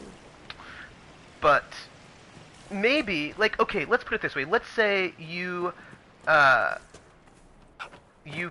don't GM, and you really want to play a really, like, story-based game that's very, I don't know, ooh, south. So let's say we're making really good progress. So let's say there's a style of gaming that you really like, but none of the people in your friends group like that style of gaming. Right? Maybe you want a really story-based narrative game, but all the people that you are around are all hack and slashers, and that's what they do. And you just cannot, for the life of you, get anyone to play in that style. It's just not going to happen. So maybe for that person, it's worth it to pay a GM to run a narrativist game because there's no one in their environment who will do it otherwise. That makes me very sad, but I mean, I could see it happening. That could be a thing. The Diary of Troilus Hertubes. The Great Mission, Day 6.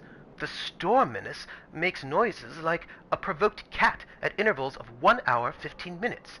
It is surrounded by 4 swirling, wraith-like demons. I've named them Primus, Secundus, Tertius, and Dummy. The first 3 orbit the menace like patrolling guards. The Dummy follows, but often pauses and heads in a different direction. Very occasionally, he twirls around like a lost man trying to find his bearings. The Great Mission, Day 8. Must be careful. A passing deer drew the attention of Dummy. For once, he demonstrated a tremendous purpose, felt almost proud. That pride was quickly replaced by great distress, observing what followed. The deer should not bend that way. The Great Mission, Day 10. Another menace seen farther down the river. It seems in its infancy, no demons. I believe I have enough knowledge of the behavior of the menaces to attempt to destroy one. I will attempt this with the nascent menace. Caution is key. Ah, Troilus Hertubes, you're trying to close these fade rifts. You don't know how it works. Well, yes. Let's say you have more money than sense and don't know what Roll20 LFG is. This is, yeah, but maybe you don't want to do it online. I don't know. I was reading an article about it, and there were, like, business types, do you know what I mean? Like, business types who... Alright, we have done a lot, everybody. I'm feeling good about this. We need to head north. Business types who wouldn't commission games. And, you know, I feel like today, as Tuds points out, there's Roll20 looking for group. To HUDs, I would charge $150 an hour for gymming, because an hour of gymming equals 2 hours of prep, so yeah.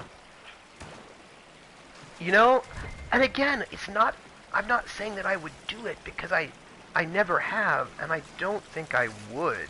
But again, I'm a GM, so I don't think I need to. Do you know what I mean? Like, if I really wanted to play a game that was super heavy in role-playing and full of the feels, I would just find players and just run it myself.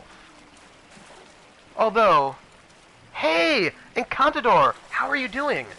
I hope you're doing well. Right now we're talking about GMs.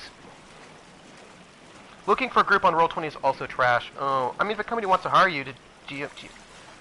Well, that's true, actually. That's true. Ooh. So, how are you doing? That's good. That's good. This is actually a good point, Ice Bunny. Sorry, that's a good point, PH. If a company wanted to hire me to do team building exercises, I totally would do it. I would say sure. Right? Yeah. Yeah.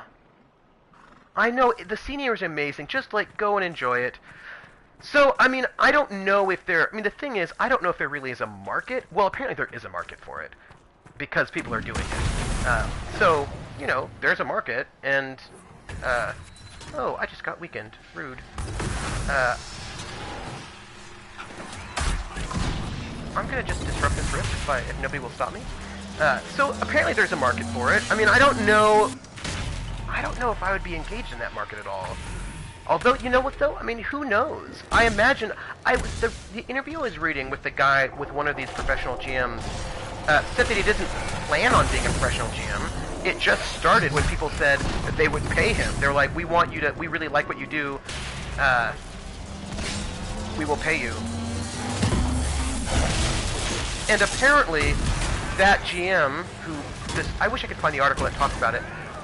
That GM, he uses the money he makes, for example, to get lots and lots of miniatures, and to sort of make the games super, super epic. And, you know. Oh, PH, you read that article! Yeah. Oh, I'm glad I'm not the only one. Oh!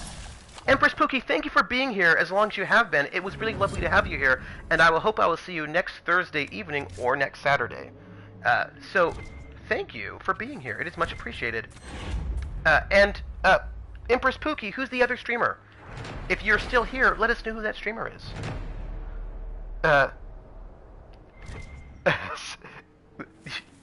Tahuds is like, only theater of the mind. Scrap of paper. There once was a sister from Sud. Sued. Sued? Should. Sud. There once was a sister from Sud, begging alms as a chancery girl should. Though she would take gold or clothes for the cold, she looked first for offers of... It seems that Logger was able to finish his poem. Copper Cabell. Copper Cabell. Oh, I know Copper Cabell. We raided Copper Cabell once, so that was good times. When I'm done with this stream, we will find out who's running and to see who we can raid. I could not afford minis as a kid. Use Legos. I sometimes like theaters of the mind. I sometimes like. Hello. How are you? Oh, you're a big monster. We're gonna have to kill you. Feel bad about it. You know. Oh, there are a lot of 1, 1000, 2, 1000, 3, 1004, 1005, 1000. There are a lot of giants around, everyone. Thought I'd note it. So, what is that about, do you think? I don't know. We will, fight this one, too. I don't know if our... Oh, we don't know. We no longer have our giant friend. I thought we might still have him. Yeah, south. Hi. Leave me alone. I'm hiding. What is happening?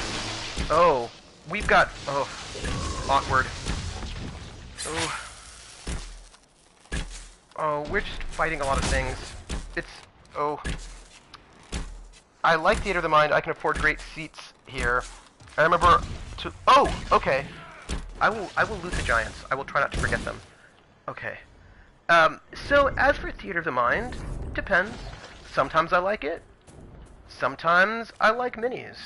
Depends on, It depends on what I'm doing. Do you know what I mean? Like, I do both. It depends on the system I'm running. Some systems I like miniatures for, some systems I like Theater of the Mind for. Also, oh, there's a dragon over there. Also, there are different ways of using minis, right? Like, you can use minis just so that people can see where things are. You can use minis to do tactical combat if you're running a tactical combat game. Like, they can do different things, is what I would say. And I like a variety of stuff.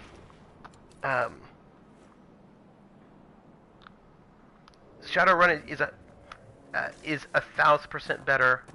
What's up there with Theater of the Mind? For me, it depends. What is this? Whatever it is, it looks bad. Well, I killed it. We're gonna do some killing. It's cool. Just, you know, for the record, a little bit of... we're just doing some mass murder. It's cool. I don't even know what's happening. Yeah, there's some games that are all about that, right? And then there's some games where you want to, like, you want to go and do some nice tactical miniature detail stuff. Sometimes you want to do that too. I like both. It depends on what the combat system is like, actually. For me, it depends on what the combat system is like. Because I do enjoy really good tactical rules, and really good tactical rules for me work better when you have a tactical map with which to place them on, right? I mean, if your rules have sort of spaces for steps or for certain kinds of things that take advantage of a map, then I really enjoy a map. If the rules are such that they are not written with maps in mind, then I like there not to be maps. So it just depends. All right, where are we? Okay, we've done all of that. We want to head east. We're heading east. SR plus run and gun optional rules. Combat runs to go 30 minutes to 45 minutes. One combat round? Well, I suppose I'm not going to defend Shadowrun's combat system since I have not run it. But I will say this. One combat round in Shadowrun involves multiple actions, and so in other systems would be multiple combat rounds. So I think sometimes, you know, it might be a little bit different.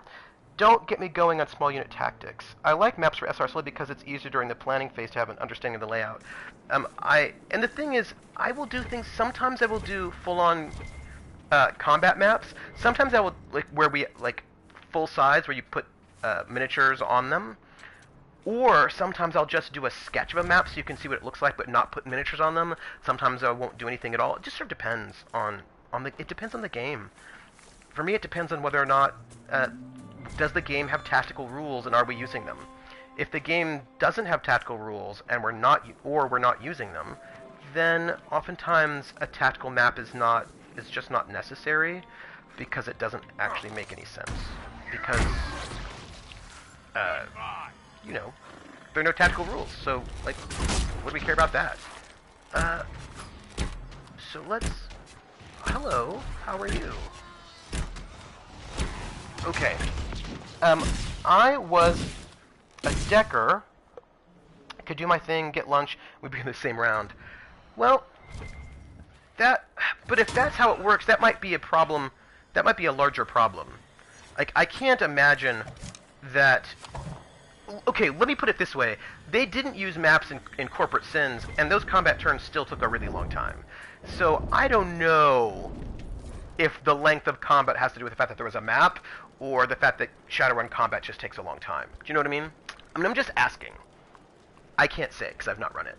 But, letter to smugglers' wagon masters. Among the papers taken from the red lyrium smugglers in the Dales is a note from the ringleader to his lieutenants. Beware of that red lyrium. Our mage claims it's much more potent than the blue. Like serving brandy in an ale tankard, he said. 2 nights later, he went crazy. Frothing and screaming, we had to lock him in the warehouse. Looks like lyrium madness, but comes on faster. It's not all bad. Our new client, Samson, has his agents buying anyone who gets sick. for gold. When they bought the mage, I asked why. Samson's people said to make something better of him. For what they're paying, they must have something bloody spectacular lined up. Have the men be extra careful around the crates. Tell me if any come down sick. Keep the wide yourselves, Kells.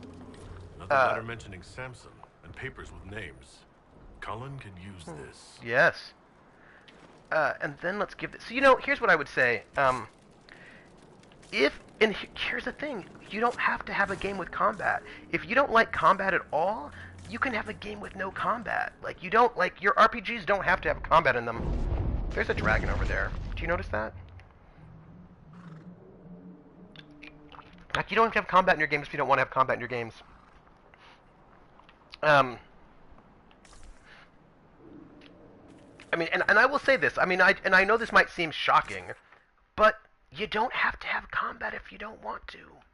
Let's let's try to clear out this zone right up here. So we're going to be heading north and then east a little bit.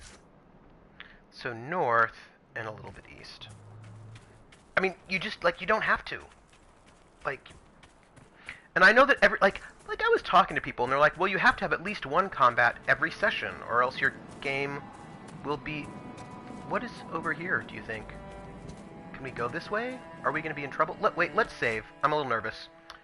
Save. Emerald Graves. That's fine. And then let's look at our quest map. Well, I really want to head east. I don't know what's going on. So let's go around this way. Yeah, so anyway, my point is that I've talked to GMs. I think that's what Corpson's thing was. A combat turn in SR can be as 10 to 15 seconds per pass per player, so 5-minute combats.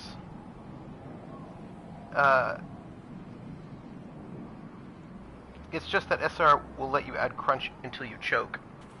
But of course, some people really like that. Like, for some people, that's really what they're looking for. That's like what they find best about a game. They love that. So, all right, we're gonna, you know what? We're gonna go this way that looks dangerous and looks like we're gonna fall and die. My bi-weekly D&D game, I think we have on average one combat every 2 sessions, and that seems about right. And again, some people think you should have minimum 1, and if you don't, there's something wrong with your game. Woo! Apparently, that's not the way to go, my friends. Not that way. I was right that looked too sketchy. I mean, I do like falling off of things, but apparently that was not the way to go. Yeah, I know people who think you should actually have 2 combats per session. And, you know, if you are from an old school D&D mindset where you get XP for combat and for loot, and that's how you get XP, right? I mean, old school D&D where that is how you got XP. You got it from killing things, and you got it from looting their bodies. I can't believe that tower yet stands. I don't know what tower it is.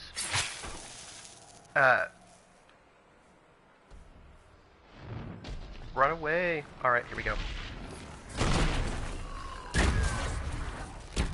So anyway, my point is that in that old model, where you only got XP for killing things and getting the loot off of them, then if you had a session with no combat, then you didn't get any XP for that session.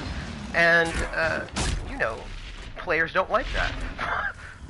I don't tend to run games that work that way, and even D&D doesn't necessarily work that way anymore, although there's still a lot of GMs who haven't adjusted to what the actual 5e rulebook says. They have, you know, kind of stuck with their older rulebook, older sort of habits. But again, if you only get XP for killing things in a game, then that's what's going to happen in your game. Or else you're going to have to make some changes, some house rules.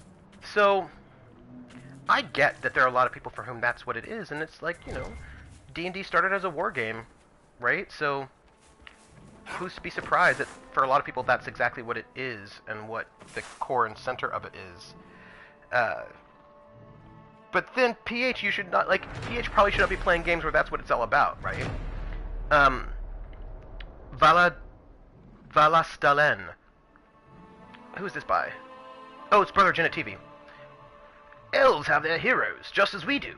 They honor the Valastalen, life trees of these legendary figures. Planted in remembrance of those who dedicated their lives to the Dalish kingdom, these trees grew into a mighty wood, the testament to the elves' force at their height. Walk beneath the Valles Dalen with reverence. Remember that each of them once had a name. From In Pursuit of Knowledge, The Travels of a Chantry Scholar by Brother Genetivi. The Dalish believe Mathalin was the first of the Emerald Knights, and the first to hold Evanura, the Blade of Honor, forged in Halam Shiral for his hand. Well, as you know me, PH, I'll do anything for a one-shot. Like, I'm up for any old thing in a one-shot. I'll do anything. You get when you don't know. Yeah, I mean, okay, this is my point. My point is, and this is my one problem, my problem is, Valis Dalen. Tanalith was a smith and the High Keeper of June. She spent her years rediscovering the arts of Arlathan. Still, Krellin, still, but we're getting further in. So anyway, my one problem is not that the game is all combat or that it is all whatever it's going to be. My problem is when people. All right, so the old school D&D had this aesthetic, right? It involved, basically you get XP for combat, and combat's what it's about. 1 1000, 2 1000, 3 1000, 4 1000, 5 1000. But not everybody played that way, but everyone assumes that's how you play, right? And so the problem is not that you have combat all the time or that you have no combat. The problem is that no one's had a discussion of what it is that the game is going to be about, so people come with different expectations. That's all. So it's just about making sure that the expectations are clear. Sulan was Mathalin's squire. He walked always with a wolf at his side. Kill equals XP kill X equals XP made diplomacy. Oh yeah, totally. But that's how the game was made, right? Because the game was for combat originally. It was a combat miniature simulator. So, no surprise there. I'm not shocked. But then not all games do that. Valash Dalen. Briathos protected the Dales from human incursion. When humans sent missionaries and Templars, he turned them away. I just think you just have to know, and know that you can do games in different ways. Why are there so many giants here, by the way, everyone? Why is this happening? Lindirane was the last to hold the blade Evanura. With her fell the Dales. The sword was lost. No, it's true, actually. Krellin is correct. Maybe we can reason with them and end this peacefully, but then we don't get XP. You're right. That actually happened to me in the game. I didn't like it. Diplomacy didn't exist until 3, and 3E made defeat equals XP, not kill. Krellin is correct, which means that before 3E, that was just not what it was, right? And you had to, and that's not 1 1000, 2 1000, 3 1000, 4 1000, 5 1000. My point being, it's not that it's bad, it's just that you have to know. You just have to know. That's all. You have to know what the game is that you're playing and make sure everybody's on board with it. And you don't ever have to have combat if you don't want.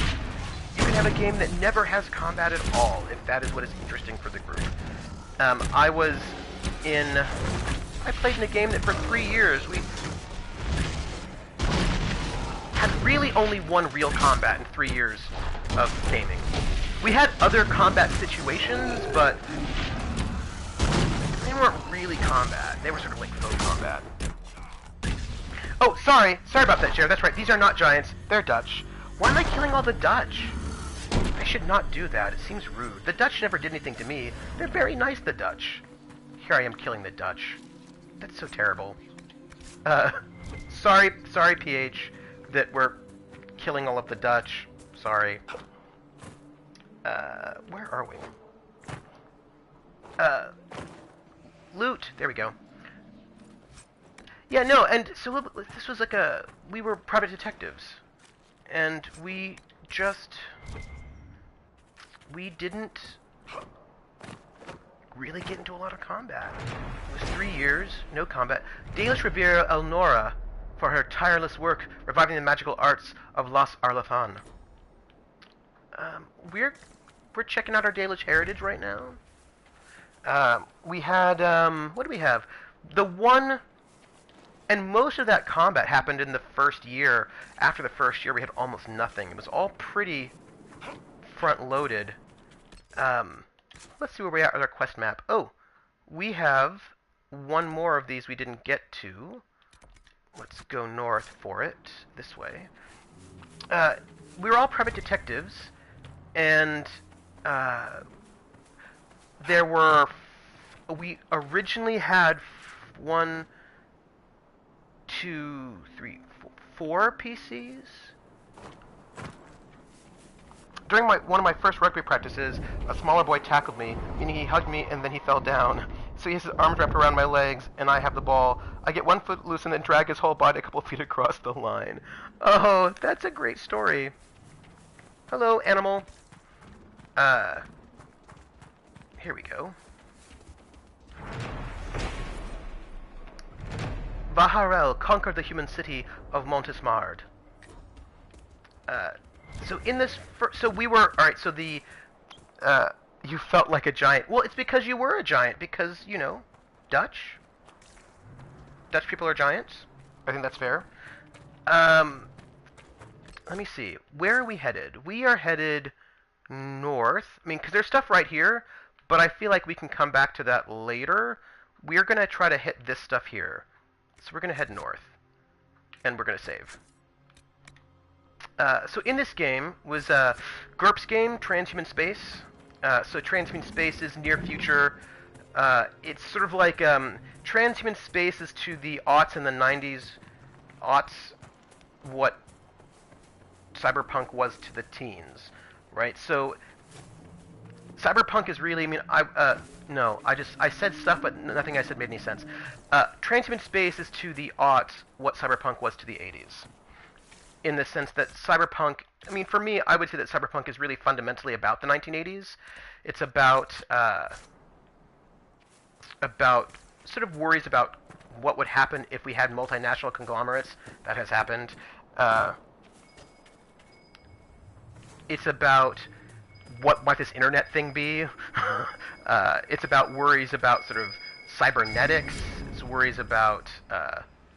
Anyway, the worries that are sort of fundamental to Cyberpunk are all just now true. So, not all of them, but you know what I mean. Transhuman Space is less about cybernetics and more about genetic engineering and genetic manipulations. It's just, anyway, it's related but separate. Anyway, we're doing that. And we are all, and it's no longer about what if there's an internet. It's like, oh my gosh. Dalish. They've been murdered. Really? Most of them are unarmed. Some don't even have defensive wounds. They were taken by surprise. Oh. There should be Inquisition soldiers here. Oh, sure, yeah. Although Philip K. Dick wasn't in the 50s, like, that seems a little bit early for him. I mean, I feel like we're mostly looking in the 70s? Right? Yes? Somebody, internet research for me on that one. Anyway, my point being, we're doing this Transparent Space game, and we're all private detectives. And, is this where we want to go? Do we want to go here? I mean, we can. Should we just do that? PH is like, I'm too tired to Google stuff. Sometimes the Google can just be exhausting. We're going to just go in here. Anyway, we're private detectives. And the private detective agency was actually the merging of 2 separate private detective agencies. Ares Investigations, which was founded by my character and his partner. My character was the ex-cop who had been stationed on Mars, and his partner was basically this hacker who he had rescued. And then the other one was Nakamura Investigations, which was founded by a character who was a forensic geneticist. And we'd been like, the backstory was that we had been doing a lot of contracting These her. are men. Ooh, that's bad. Have been doing a lot of contracting work with her to do science stuff. She was contracting with us to do like physical stuff, and so we just merged together. So we had these three PCs who were all part owners of an investigation company. The Emerald Knights, curse the past, the place where lies were born, for beneath their sun our people fall. The lands our lady once bestowed, now stolen in her name. So when these words are read, we shall be gone. And then the game started with us hiring a new... It's pretty. Oh, cool. So the game started with us hiring the fourth PC, who was basically sort of like a spy type, and he was not an owner in the company, but he was a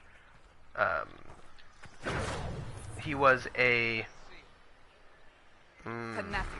They are blind to the truth of what they serve. So he was a spy, and he was an employee rather than an owner, right? So that's where are we at? Here we go. So that was our setup. Now, that spy type, he had been a spy for the Vatican, but he also, unbeknownst to the rest of the group, was a ghost in a shell, right? So he was a spy for the Vatican intelligence. He died, and then the Vatican sort of took his a backup copy that had been made of his person and put it in a bioroid shell that looked just like him. So he looked like he was the same person, but he was actually an AI. Well, you know, an AI ghost of his old self. And that actually is against Catholic teachings in this world. Like, Catholics don't believe that AIs have souls, and so they're sort of... and that it's idolatry to treat them like people, right? So there's a whole thing going on. Anyway, so he's this ghost in the shell. He's a member of our team. We don't know he's a ghost in the shell, and my character's a bigot. Well, he's not a bigot. I mean, he is a bigot. My character is like a conservative Catholic and does not believe that AIs are people, is what that is with him. And so if my character knew that our new employee was a ghost in the shell, that probably would not have gone well. Anyway, 68, there we go.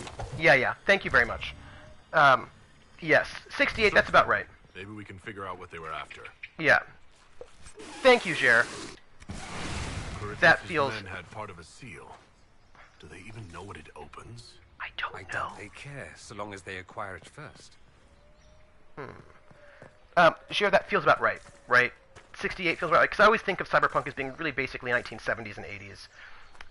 And then a little bit into the 90s, in terms of like what kind of cultural anxieties are happening. Alright, where are we? Okay, we came in here. We're walking this way. We want to go over here. Alright, so let's see. Let's keep going. Anyway.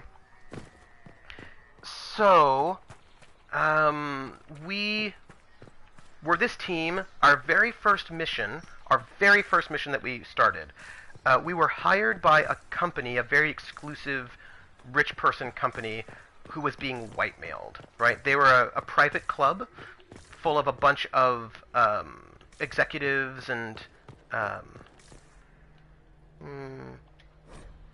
the Emerald Knights. City, cry for the past, only there does glory dwell. For here the bow was strung, the sword bequeathed, the vows sworn, so glory was born within the hearts of elves. So, our first... Right, so there are all these big executives in this private company, and that private company, they were being white-mailed. And so white-mailing versus blackmailing is where somebody says, if you don't donate money to this charity, we will expose your dirty secrets, right? So it's like blackmailing, but for quote-unquote good purposes.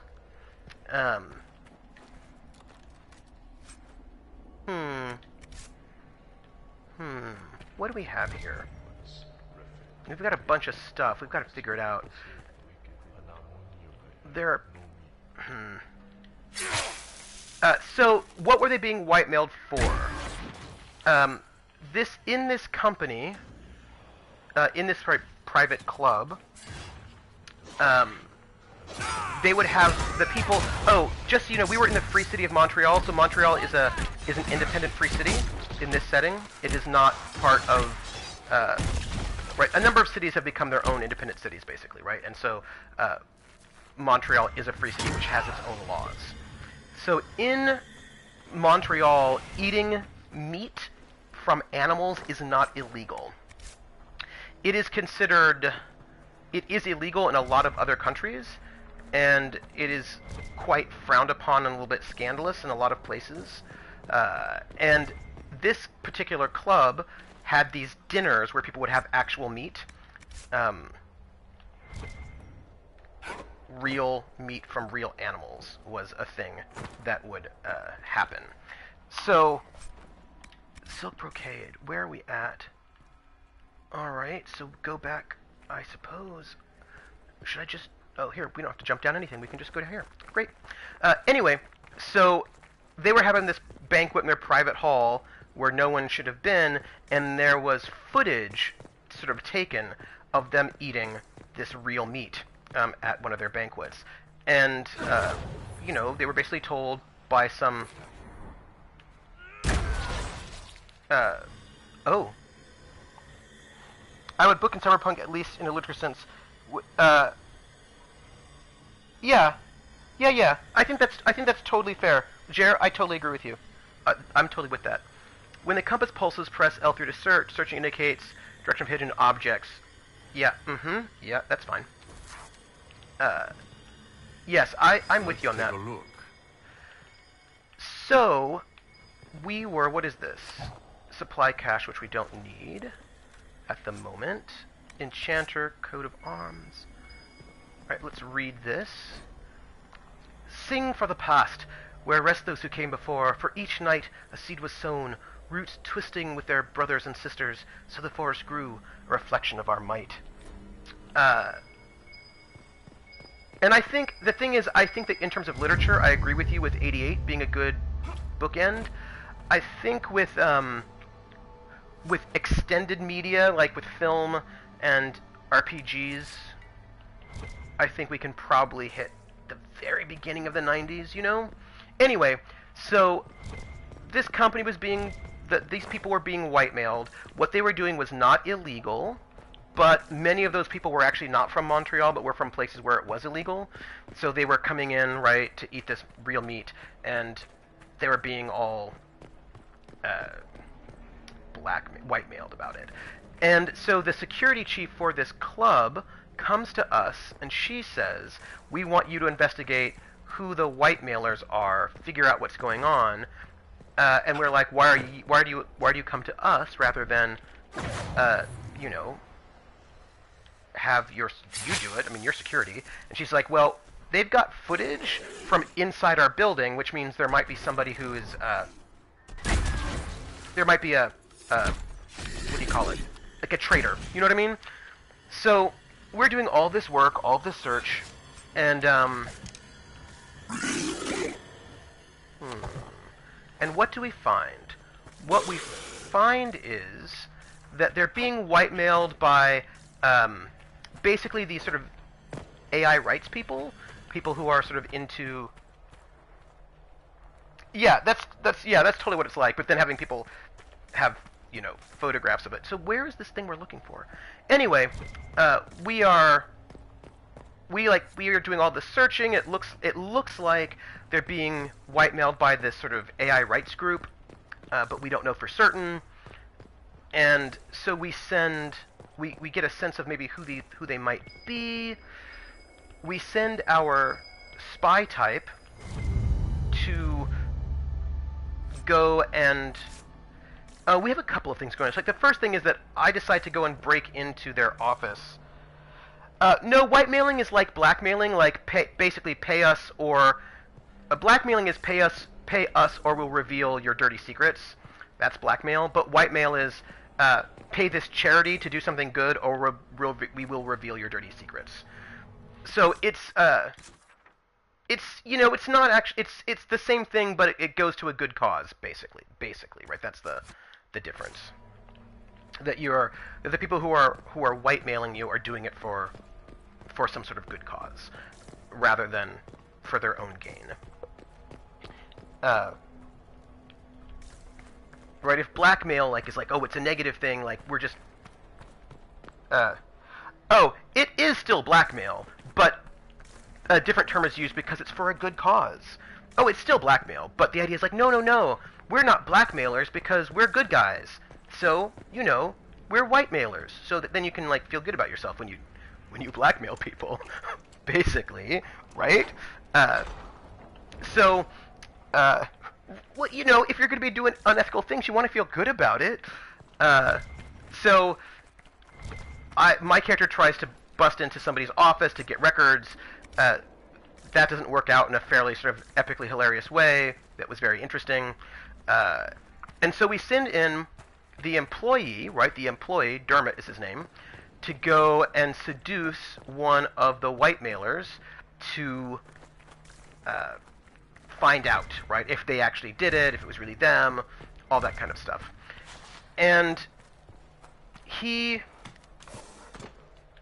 seduces her, and they have sex, and she's asleep, and he gets up in the middle of the night in her apartment to go and try to hack into her computers to find out if there's, to get the evidence, right? That's the goal. Now, she is asleep, but her AI is not asleep. And so when he gets up to go and search for evidence, the AI takes control of her body and initiates combat and like punches him really hard. So this is our first combat in the game. Her body, controlled by her AI, right, attacks him. And the first thing he does is talks his way out of the fight. Right? He's like, no, I was looking for toilet paper. Movies are hard to nail down because, yeah, But see, I feel like, yes, but see, this is the thing. I think that once you're doing nostalgia, it's different. You know what I mean, Jer? Like, I think that Johnny Mnemonic might be like the end of that moment, but I think once you're hitting nostalgia, then you're not doing the same thing anymore. Anyway, so he talks his way out of that. So that was our first combat that was one round and was talked out of. So that doesn't, I don't know if you really count that as a combat. Forget not the past. It is all that remains. For each night a seed was sown, roots twisting with their brothers and sisters. So the forest remains a reflection of our sorrow. There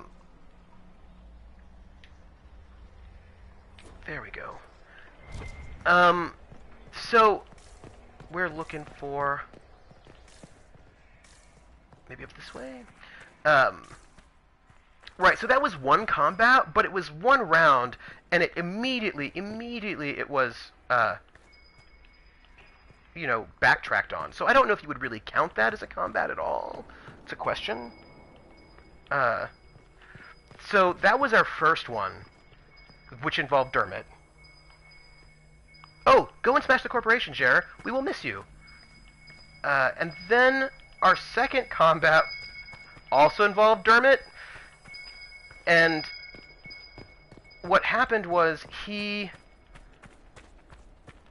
got the evidence that group was the one who were behind the white mailing. We got the evidence, and we turned over the evidence to our employers because they wanted it, because, right, that was our job.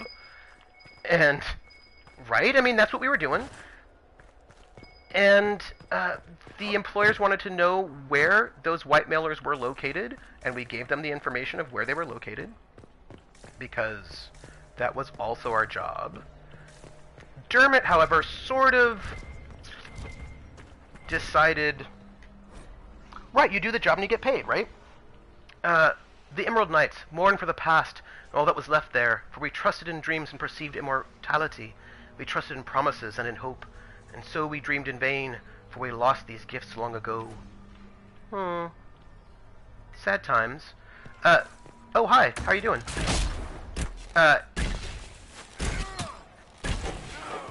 So, what happened? Oh, Yeah, so we gave them all the information, and Dermot decided that the club that we had, Dermot decided that the club was going to murder those people. We had no evidence of that whatsoever, but that is what he decided. And he sort of basically 1, 1,000, 2, 1,000, 3, 1,000, 4, 1,000, 5, 1,000. Well, that didn't work very well. Something is not going right well. So he decided that what he was going to do was tell the people that we had, tell the white mailers everything. Yeah, he decided to tell them everything. So he, you know, went to the woman that he had seduced, who basically sort of seduced him in return, and told them about what happened and who we were, and he told them that our employers were coming to go and talk to them, and he helped facilitate their escape. And so there was this, so like they were, like he was like taking them to the train station, taking her to the train station, and then the security from the club showed up, and he attacked them with his, it was a stun laser, it wasn't an actual laser, it was a stun laser. But nonetheless, he attacked them, and there was a fight, a firefight. Yeah, energized thingy. So yeah, he attacked them. Now the question is, what will this be useful for?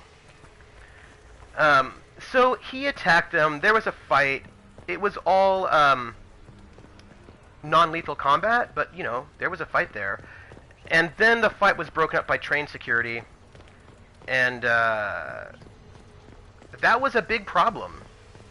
The company came, the private club came, they got the person, the white mailers, and what they ended up wanting, what they wanted to do was hire them. They were like, if you have such good skills in, you know, hacking and whatnot, we want to hire you for our club, and that's what ended up happening. There wasn't going to be any murder, but we fired him. Our group was like, the owners were like, you betrayed our employer, you betrayed us, you cannot be an employee here. So we fired that particular PC, and the player had to make a new character because that was what that was. And that was in our very first mission. We had the first two combats, and then after that we had basically no more combats. I mean, I think that's how I put it. We had some tense situations, and we had one fake combat. We were like years later, like probably in like year 2 or year 3, we were in a situation where we were in Singapore, and the Martian triads recognized us, and the only way we figured we could get away without being kidnapped by them, which would be really, really bad, was to fake a kidnapping by a rival triad. So that's what we did. We faked a kidnapping, and then it looked like we were kidnapped, but it was all, we had a combat, but it was stage combat. It was not real combat at all. So, you know, this was us, right? We had basically 2 combats, only one of which was like one half of a combat round in the first year, and all the rest of the combats were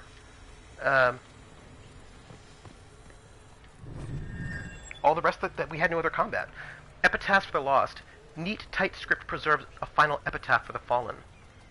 Fire stirred Evner impatient heart, but she would not be moved.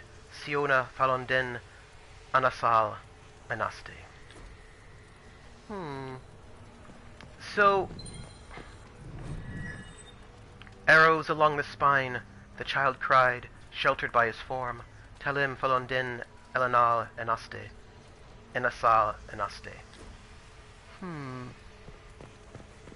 So I suppose my point being that you don't have to have combat in your games if you don't want. You can have a really interesting, fun game that never has any combat at all. Or in that case, you know, just the possibilities of combat, and nobody died. I mean, we did lose a character, but that's because we fired him, because he betrayed us to our employer, and that was a no-go. But other than that, no combat. Look at this place down here. It's so interesting. Oop.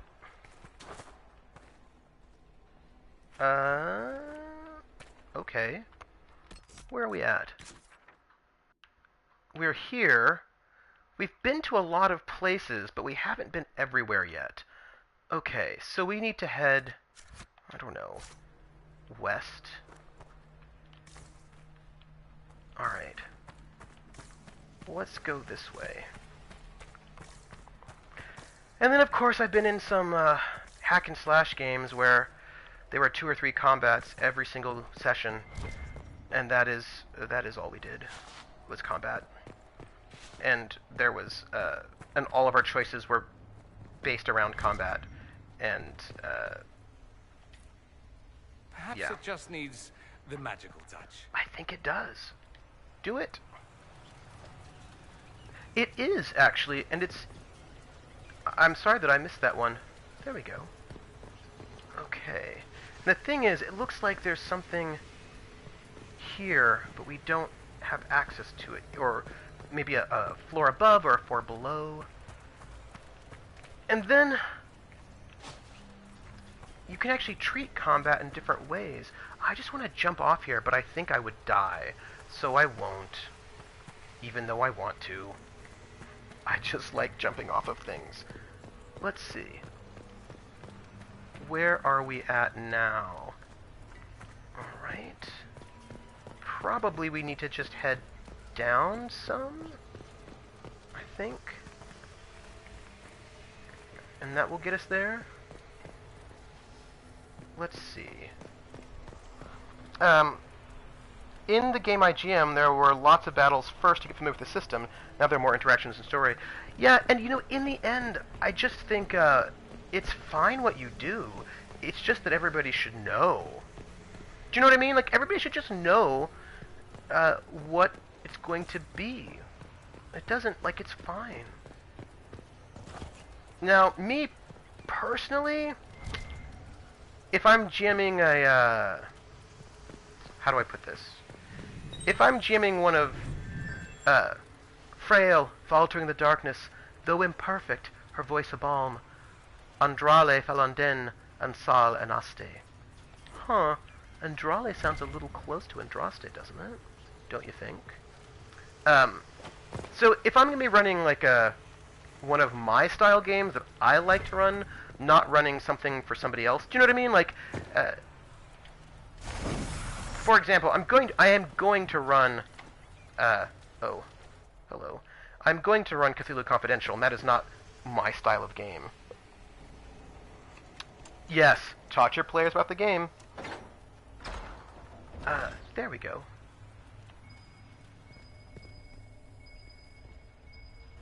Hello, mage. But what I was going to say is, like, that's different, right? That's a very different sort of game. It's very narrativist. It's Cthulhu Confidential. It's a whole other ball of wax. But in one of the kinds of games that I tend to run, I don't know if there'll be a lot of combat or not. That's a nice mural. And the reason why I don't know if there'll be a lot of combat or not is because I let the players make a lot of choices on that matter, right? I present them with situations, and they may get into combat or not. I don't know. Oh, you gotta go. Oh, thank you for being here, Encantador. It was lovely having you. Are you going to stream? Remember in Jaws of Hakan, where the previous Inquisitor turned out to be an elf, and the Chantry had rewritten that? I do remember. Like, what if Andraste is really an elven goddess? That would be really interesting, right? Naught but blood and torn flesh, but a mother knows her child. Soran Falanden Enasal Enaste. I've got some questions. Let's, bash this open, shall we? Where is everyone? Here we go. For heaven's sakes. Where did that go? No?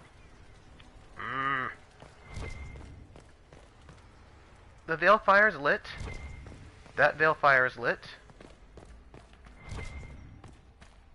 You know what? I don't even know... Here?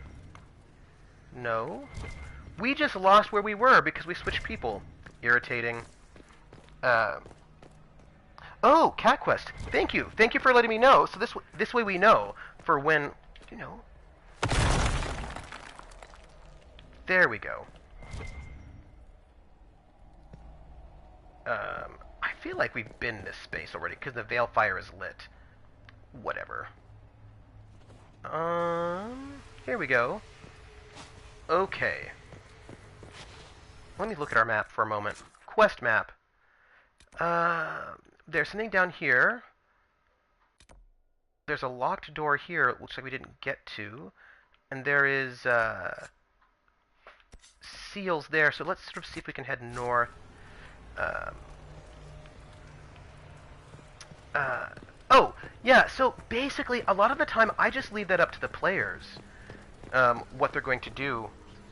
Yeah, I think I need to go down still as well. I think you're right. Yeah, so a lot of times I leave that up to the players. Like, I don't know if there will be a lot of combat or not. I really can't say. I mean, there might be, but then there might not be. Do you know what I mean? So, for example, I don't necessarily say, oh, well, and now they're going to get into this combat, and they're going to fight these bad guys. Oh, thank you very much, Encantador, and we will keep our eyes out for you. Thank you, Encantador. Cat Quest! So, like, I don't plan on there being combat. Like, if I'm gonna be running a game the way I run it, right, in my style, then I don't plan for there to be combat. Not in that way. What will happen is that I will say, oh, there may be people like if they go into this place, there are going to be some bad guys there who plan on attacking them. But I don't know what that's. But that doesn't necessarily mean there's going to be a combat, right? I mean, there are bad guys who plan on attacking them, but maybe they talk their way out of that combat, or maybe they run away, or I don't know what will happen. So I never plan on there being combat in that way. In the same way, I mean, they may be sent to go and talk to. Like, I have been in numerous situations where the players were supposed to talk to someone, and what they did was murder someone. You know? I mean, I don't know. So, I could, if I'm running a game the way I like to run it, which is very sort of directed sandbox and player-driven, then I don't know what will happen. There may be combat, there may be lots and lots of combat, or there may not be lots and lots of combat. Emerald Seal... Oh, we need one more. So there may be lots of combat, there may be very little combat.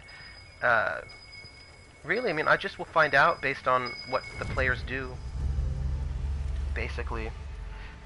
Also, there we go. I would also say, sometimes people are going to attack the players. This is it. I wonder what the elves left here. I don't know. Sometimes people are going to attack the players, but that usually happens because of the players' actions. You know what I mean? Like, the players have been making some choices, probably that involve murdering a lot of people, and that people often don't take kindly to you murdering them in large numbers. So then there is, you know, fallout for that behavior. But again, I could run a game and it could end up being really combat heavy because that's what the players are doing, or it could be combat light because that's what the players are doing, or it could sort of shift and change. But I would say that, generally speaking, if the players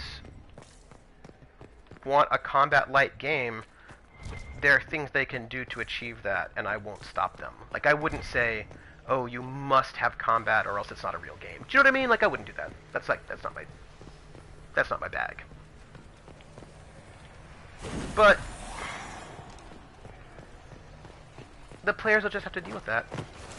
Oop. Light the brazier.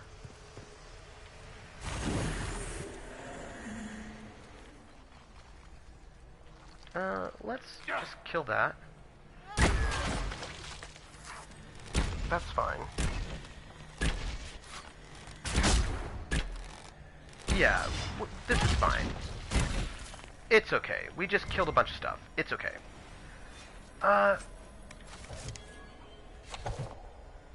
The only combat if the well, I mean, this is the thing, right? Like, I just don't know what the players are going to do, and I don't assume. So, I mean, I might have and here's the thing, I might have a goal, right? Like, I might say, for example, this game is not intended to be combat heavy, but that doesn't mean that it won't be, because I might say, hey, y'all are going to be playing emergency room medics, right? Like, we're going to play a game where we're all emergency room medics, and I don't imagine there's going to be a lot of combat. But then people just might start, you know, being belligerent and getting into fights all the time, and then, well, then that's what happens. Yeah. That's what happens. So, hello, Dorian. I wonder what happens after we light all of these braziers. Oh, wow. Oh, hi, everyone. We've got a little fighting on our hands. It's alright. We're just... too bad I'm not a sword wielder. Who is that? We'll just, I think we're good, right? But I will also say, I am very happy. Again, you know, it's so funny. Games have changed so much over the decades. Do you know what I mean? That games, they've changed. Ooh. They've changed so much over the decades. And one thing I will say is, again, this is a reason why I like GURPS so much. When I picked up GURPS, that was a game that you did not get experience. Like, you got XP for being there, for RPing, and having a game where XP wasn't tied to murdering back in 1988, that was pretty impressive. And having a game that had so many social skills was something that was very meaningful to me. Death of Alandrin. Alandrin, our brother, Falundin guide you, Maker guide you. Let here the truth be kept, lest you be remembered a traitor, or our sorrow seem a passing woe. Though you swore to serve our people, there were those questioning your heart. Too often had we fought with humans along our borders until the beginning was lost to memory. Rumors of an abduction stirred. As always, their chantry was swift to spread lies. In haste and anger, they killed Siona's sister for wandering too near the hunter's path. You carried her body back to us. You mourned with us, yet your heart was distracted. Siona begged for vengeance, and you turned away. More and more you vanished without word or explanation. When whispers rose that you would swear yourself to their maker, we feared what would come. Siona sought to save you, to bring you back to us. She had lost a sister. Must she also lose a brother? Beneath the tree she saw you with a woman, the one who turned you from us. But when gestured toward the village, you and she turned to gaze upon the chantry's walls. Siona returned. She told us how humans were turning you against us, how their lies must have filled you. As a loyal servant to the Maker's cause, you would betray our secrets. When we went to ask if there was truth in this, you were already gone. We sought to stop you. With haste, Siona led her people to the village. There we would challenge you. There we would bring you back to us or to justice. In the dim of a moonless night, she saw Siona through the trees. She raced toward Siona, a cry in her lips and something in her hand. Siona's arrows flew, so the woman fell. The name Alandrin dying on her lips, daisies slipping from her grasp.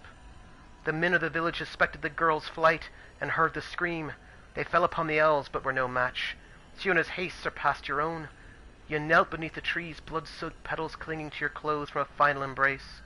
When more humans came, you would not be moved, and they would not listen. There I was found your heart, and you fell beside her. We found your body in the river where they cast you aside. She was taken by her own. It was not the end, but your part is past. Rest now as our honored brother once more. A wreath of daisies at your brow, the letter she carried in your hand. Whoever guides you, whoever guides her, may your souls meet once more in the beyond. Faded blood stains the letter.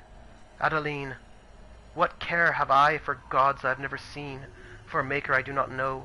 Let others distract themselves with such lofty concerns. I know only this life. I've seen only this world, and I care only for you. Perhaps your priestess distrusts the sincerity of uncivilized elves. If she must hear me say I will follow the Maker, so be it. Your God intercedes as much as ours. My life will not change. I will return in 2 weeks' time.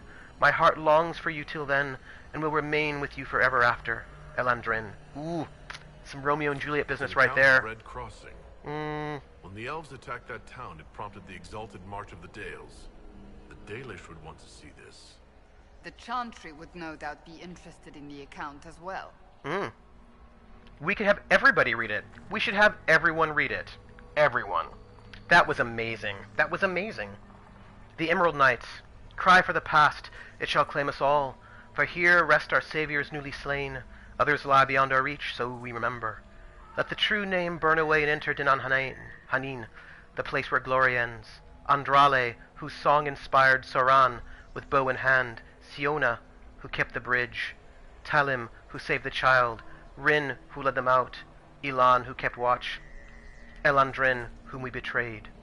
A blank space follows the names as if more were to be carved. Ooh, that Andrale whose song inspired? I feel like Andraste is really actually Andrale and Elf. This is what I'm feeling, people. Like, come on, right? Right? That's what it sounds like to me. It sounds to me like Andraste is actually an elf. And maybe that part of the story has been forgotten. These are my feelings, everyone. My feelings. Let's climb down and see what's down here. I don't know what's down here. Huh. Doesn't look like anything too interesting. But, it's alright. Yeah. Nothing particularly interesting down here. Oh, that's alright. Oh, I'm so sad about, get out of my way. I'm so sad about that. I also want to know way more about this Andrale, whose song inspires. I want to know about this a lot. See? So we are actually, it looks like we are done with this quest map. It looks like we've finished our quest map. Yeah. So let's, alright, let's get out of here, shall we? Oop, let's see. We want to, oh, loot.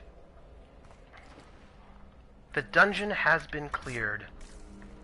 Yeah, so intense. So intense. But it also looks like there isn't, some giant sword or whatever. But that is fine. I don't need a giant sword. I just need the truth of my people! 'Cause, you know, elf? You know, I was thinking about something. You know, in, that game I was talking about that had, basically 2.5 combats in 3 years, my character, which I don't know what you'll think about this, but my character was a combat character. That my character was like the ex-cop single dad, and he was he had a lot of combat skills, right? He had lots and lots of combat skills. That is sort of what. There is a locked door somewhere, and I want to know where it is. There's a locked door right here, and I want to open it. Well, let's see where we can find it.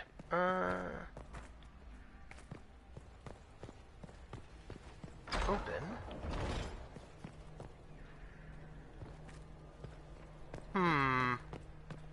Nothing in here. Look, there's a locked door, and I will be distracted if I can't find it. Yeah, so anyway, he was combat oriented, right? He was, Arlathan Part 2. You asked what happened to Arlathan? Sadly, we do not know. Even those of us who keep the ancient lore have no record of what truly happened. What we have are accounts of the days before the fall, and a fable of the whims of the gods. The human world was changing even as the elves slept. Clans and tribes gave way to a powerful empire called Tevinter, which, and for what reason we do not know, moved to conquer the Elvenan. When they breached our great city of Arlathan, our people, fearful of disease and loss of immortality, chose to flee rather than fight. With magic, demons, and even dragons at their behest, the Tevinter Imperium marched easily through Arlathan, destroying homes and galleries and amphitheaters that had stood for ages.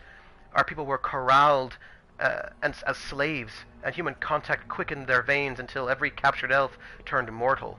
The elves called to their ancient gods, but there was no answer. As to why the gods didn't answer, our people left only a legend.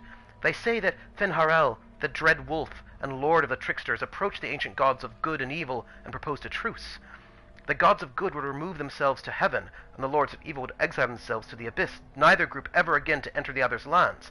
But the gods did not know that Finharel had planned to betray them, and by the time they realized the dread wolf's treachery, they were sealed in their respective realms, never again to interact with the mortal world.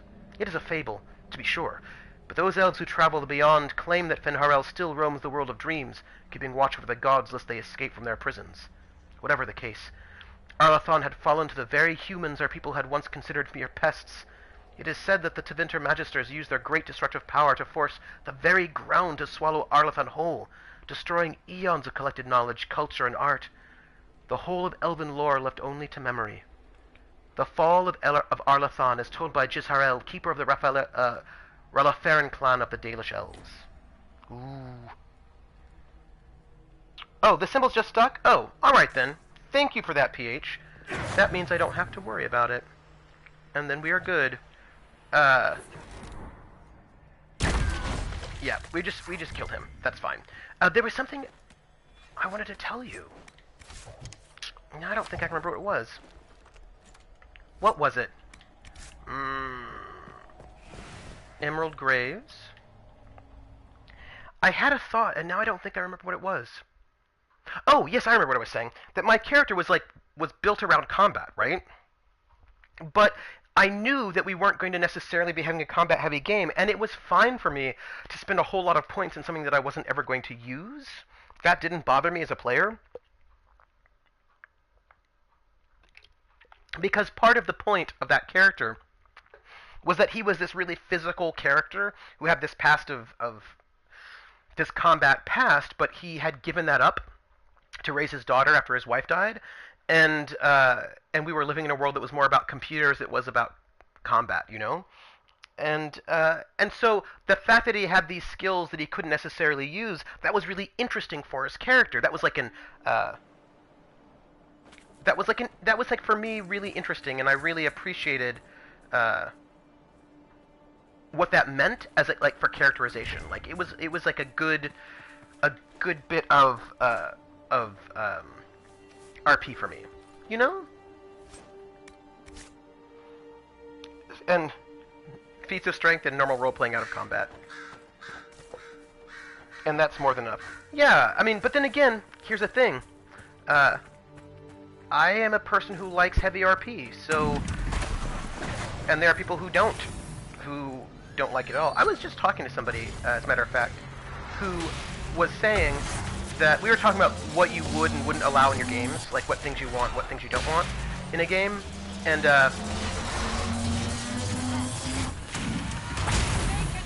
this person was saying that they would never want a method actor type player because method actor type players take games way too seriously, and games are there to have fun, and they're not so serious.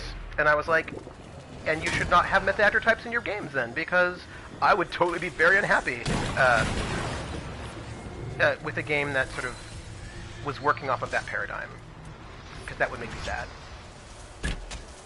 I wouldn't like it. So, you know, I just feel like you've got to know what your game is. And be able to articulate it so that people know if it's the right game for them. That's all. I will also say there are a lot of people who would not be happy in one of my ideal games because it's so player-driven, and they don't want a player-driven experience. They would prefer a more dedicated story. You know what I mean? Like they would like they're there for a really big epic story and an epic narrative that is, and they don't want it player driven. They want to be able to do stuff, but they want there to be a beginning, middle, and end created by the GM that they then go through. They want that kind of direction, and like they don't like a sandbox, right? You know, and that's also fair. Not everybody wants a sandbox, or I do a directed sandbox as opposed to a pure sandbox, but. That would suck if you did your best to roleplay and we get hate for it. Yeah, like, I don't need that. You know what I mean? I don't need it. And it's okay. Like, I'm not bothered by people having their games. I just think we all need to know what the game is. So that we can decide for ourselves if that is something that we want to do. And I always like to try new things because I may like a new thing than I did the other day. You know.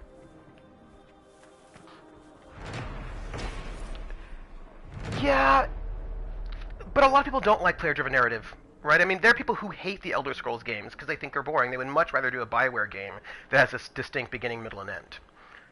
Kalmar was Elnora's apprentice and first, and a friend to the Hala.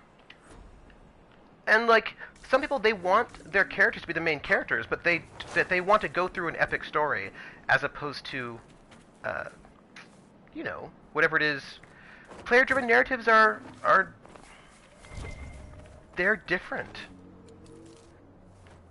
I mean, if you as players want to sit around and have an RP having dinner, that's fine with me.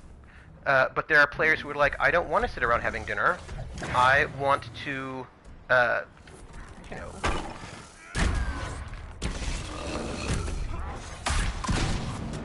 Ooh, got hit by that rock. Sorry.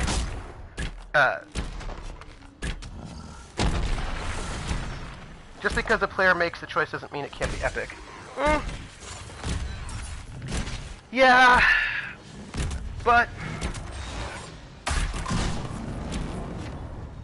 some people don't want the small, they want the big, right? They want this sort of epic story that is sort of imposed without that they then interact with, because they find that really exciting.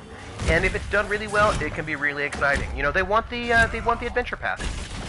They want that sort of settled, amazing story that they go through, and it's all sort of set for them. And they have player choices in there, but those player choices are side quests rather than main quests, I suppose is how you'd put it,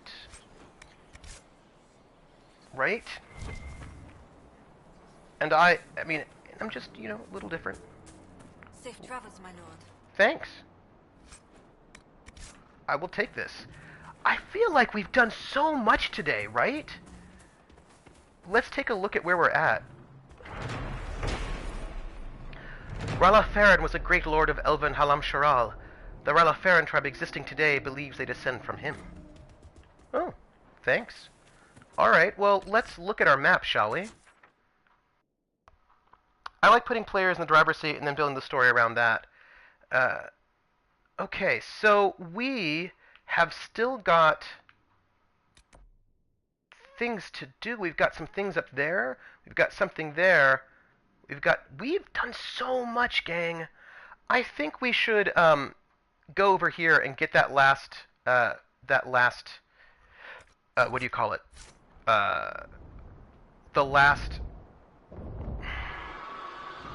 I know what I'm talking about. The last campsite. Might get another chance to do, oh, good for you. It's interesting, right? Because generally speaking, and this is again why I'm totally fine with player characters dying in some stupid way in the first session, right? Like I know a lot of people like narrative, like most of the narratives I know were like would never have a player die in a way that's not narratively interesting, right? Like there's a story, there's a place where you have a beginning, middle, and end, and there are times when players die, and there are times when players should not be dying, and they will fudge rolls so that players do not die in those times when they should not be dying, because that's not good narrative. South and west. South and west, this way. And, right, that they're just not into it, right? You don't have players die at places that are not part of the narrative, and you want to have a narrative that has a particular kind of arc. Camp, thank you, camp. And, that's cool. But for me, the story is whatever happens. Like, I don't think of the story as having a beginning, middle, and end, and having a classic narrative arc with 5-act structure, all of that kind of stuff. That, for me, that's not how I see it. For me, the story is what happens. And if the player dies in a stupid way, that is what happens. If the player is trying to go up against their great villain and then they die, then that's what happens. So I like player-driven narratives. Well, and the narratives that happen are not completely player-driven. Players can do what they want to do. We need to head directly west, this way. Yeah, no, I'm not into imposing narrative structure in that way. For me, what happens is what happens, and that is the structure. And that's what I'm interested in that. I'm interested in We should look around. In what happens. And I don't build the world over what I don't create large arcs over what the player characters do, because the player characters are just part of the world. Player characters do things, and then what they do will have an impact on the world, because what everybody does has an impact on the world. But the world doesn't revolve around them, basically. Oh, bottles of Thetis, McKay's Epic Single Malt. This whiskey is older than the maker and smoother than elven baby butt. Well, I don't know if I want to drink super old liquor that is also smoother than an elven baby butt. That seems disturbing. Or not. I don't know. No judgment. Let's see. Okay, we need to head this way. We need to head this way. Anyway, for me, what happens is what happens. And, it's a directed sandbox because there are other because I say it's directed because we need to go this way. Because look at that beautiful. Oh, that's the villa. Yeah. That's a good-looking villa. That is true. It's a directed sandbox because the players usually have some sort of direction in terms of character creation, right? So, for example, if I say the campaign frame that we've all agreed on is that you are Old West ranchers, there is some direction there with what they are doing. Here we go. We need to find our way around here. And in this world, there are also other people who are NPCs who have goals, things that they want to do, and they will be doing them with or without the player's intervention. And some of those people may have desires that are not nice.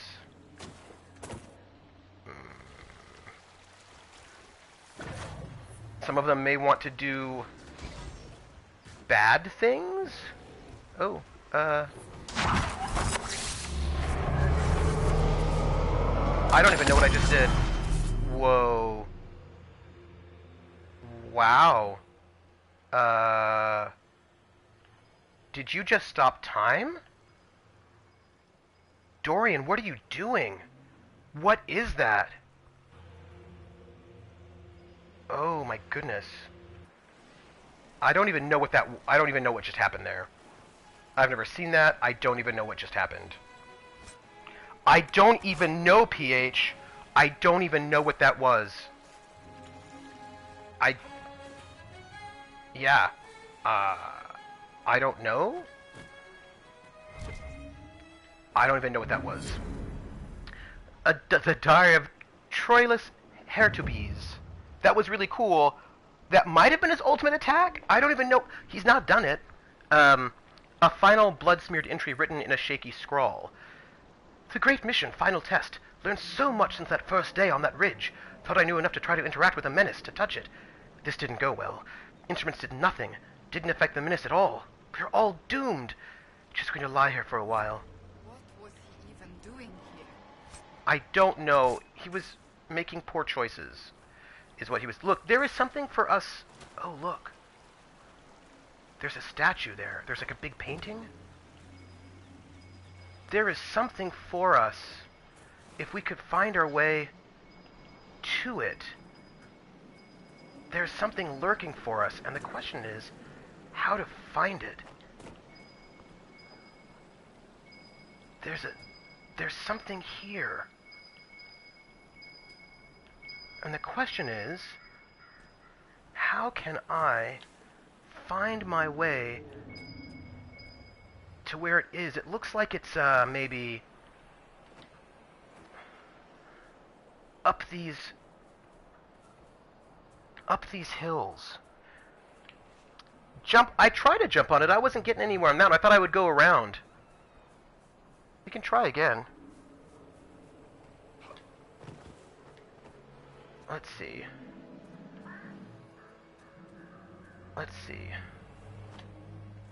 Go back around this way, and we'll see if we can find it. So here we go. Alright, so we are here. It's a secret. Like, so here's this little rock, right? And that's not giving us anything here. So we need to go around, it looks like, this way. Just keep jumping on that little rock? Alright.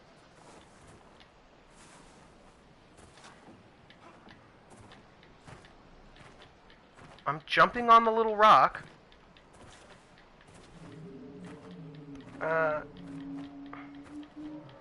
Jumping.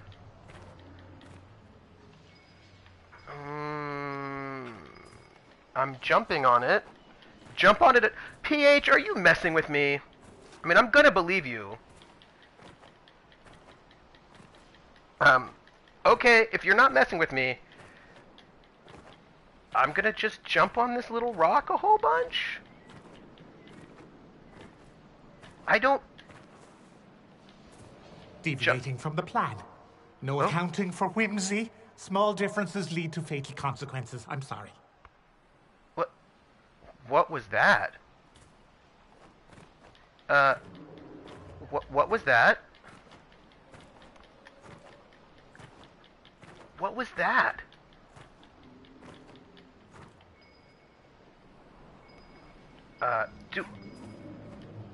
Do I keep jumping on it?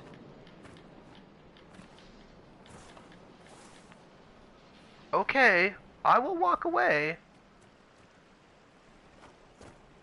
That was strange.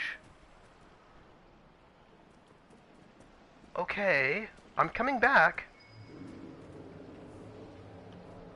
Hello, strange rock. Pulling back the curtain, let the light in, let it burn. Hello, elven ancestor. Bring faith, bring hope, bring a dream of life. How are you? Is everything fine with you? This is very strange. I'm gonna walk away. I'm gonna come back. What are you doing in here? Bring faith, bring hope, bring a dream of life. Yeah, and they keep saying the same thing. What do you want me to do? It's very odd. PH, this is super odd. I'm intrigued. Don't get me wrong. Bring faith, bring hope, bring a dream of life. Well, I'm doing it, but he keeps saying the same thing. I'm apparently hopping on Grandpa's head. Don't even ask me. So we are going to close this rift. And I'm just going to close this rift. It'll be fine. No, leave me alone. I want to close the rift.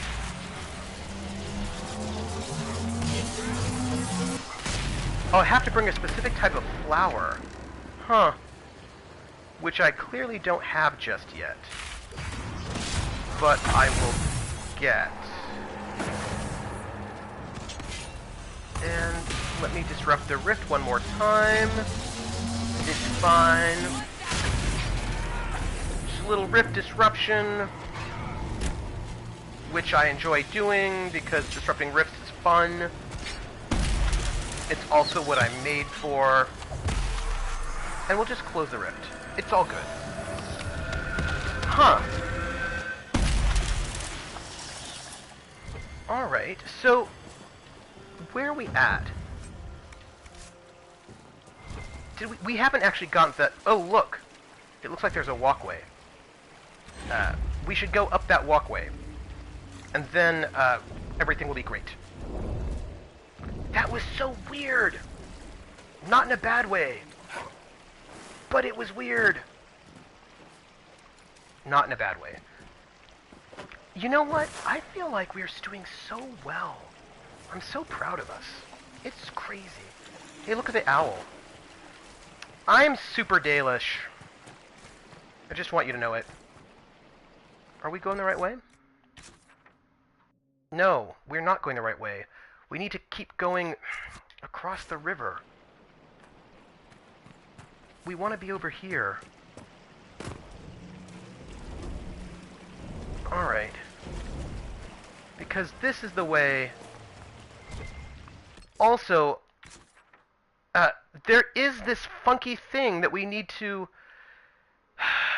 I'm frustrated. I don't want to go over here just yet because I don't want to lose this thing. Do you know what I mean? Like over here.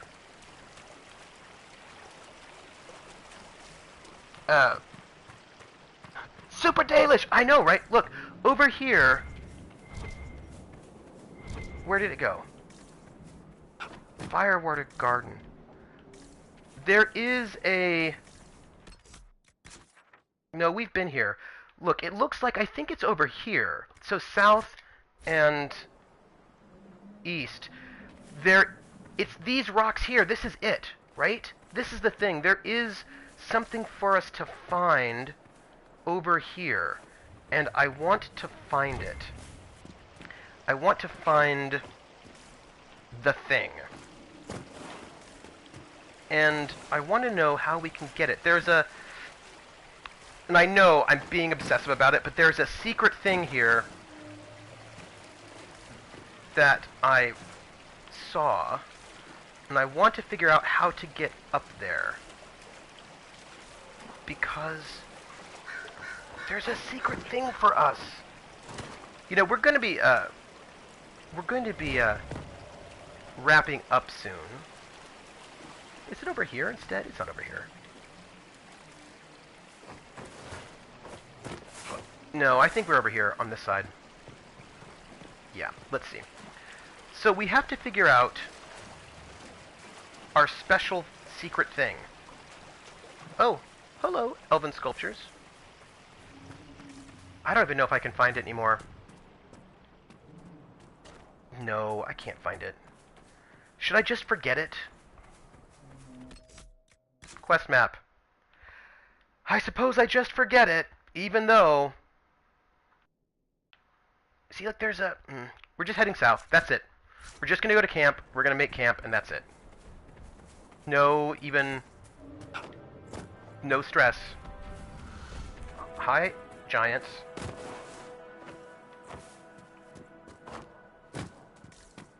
We're just going. Yeah, that's what we're going to do. We're just going to go to camp. It'll be fine. And then, do you know, I think that we will finish up the Exalted Graves, the Emerald Graves, next session. That's what it seems like to me. and I'm feeling pretty good about that. Whoop. Rash fine. And here's a nice tower.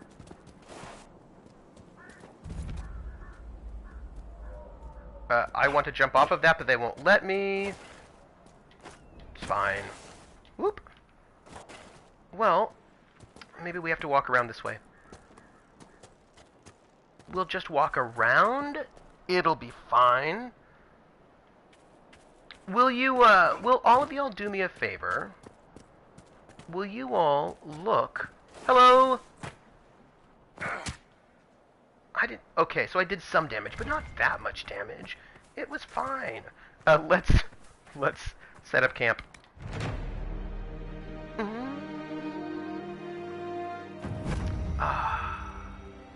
How great was that, everyone?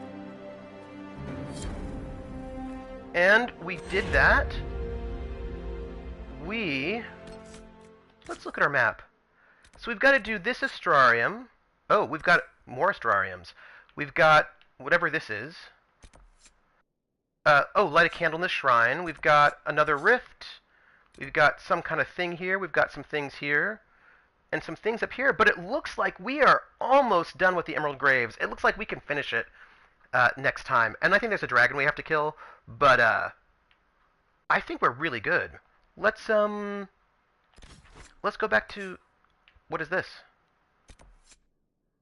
Return... Oh.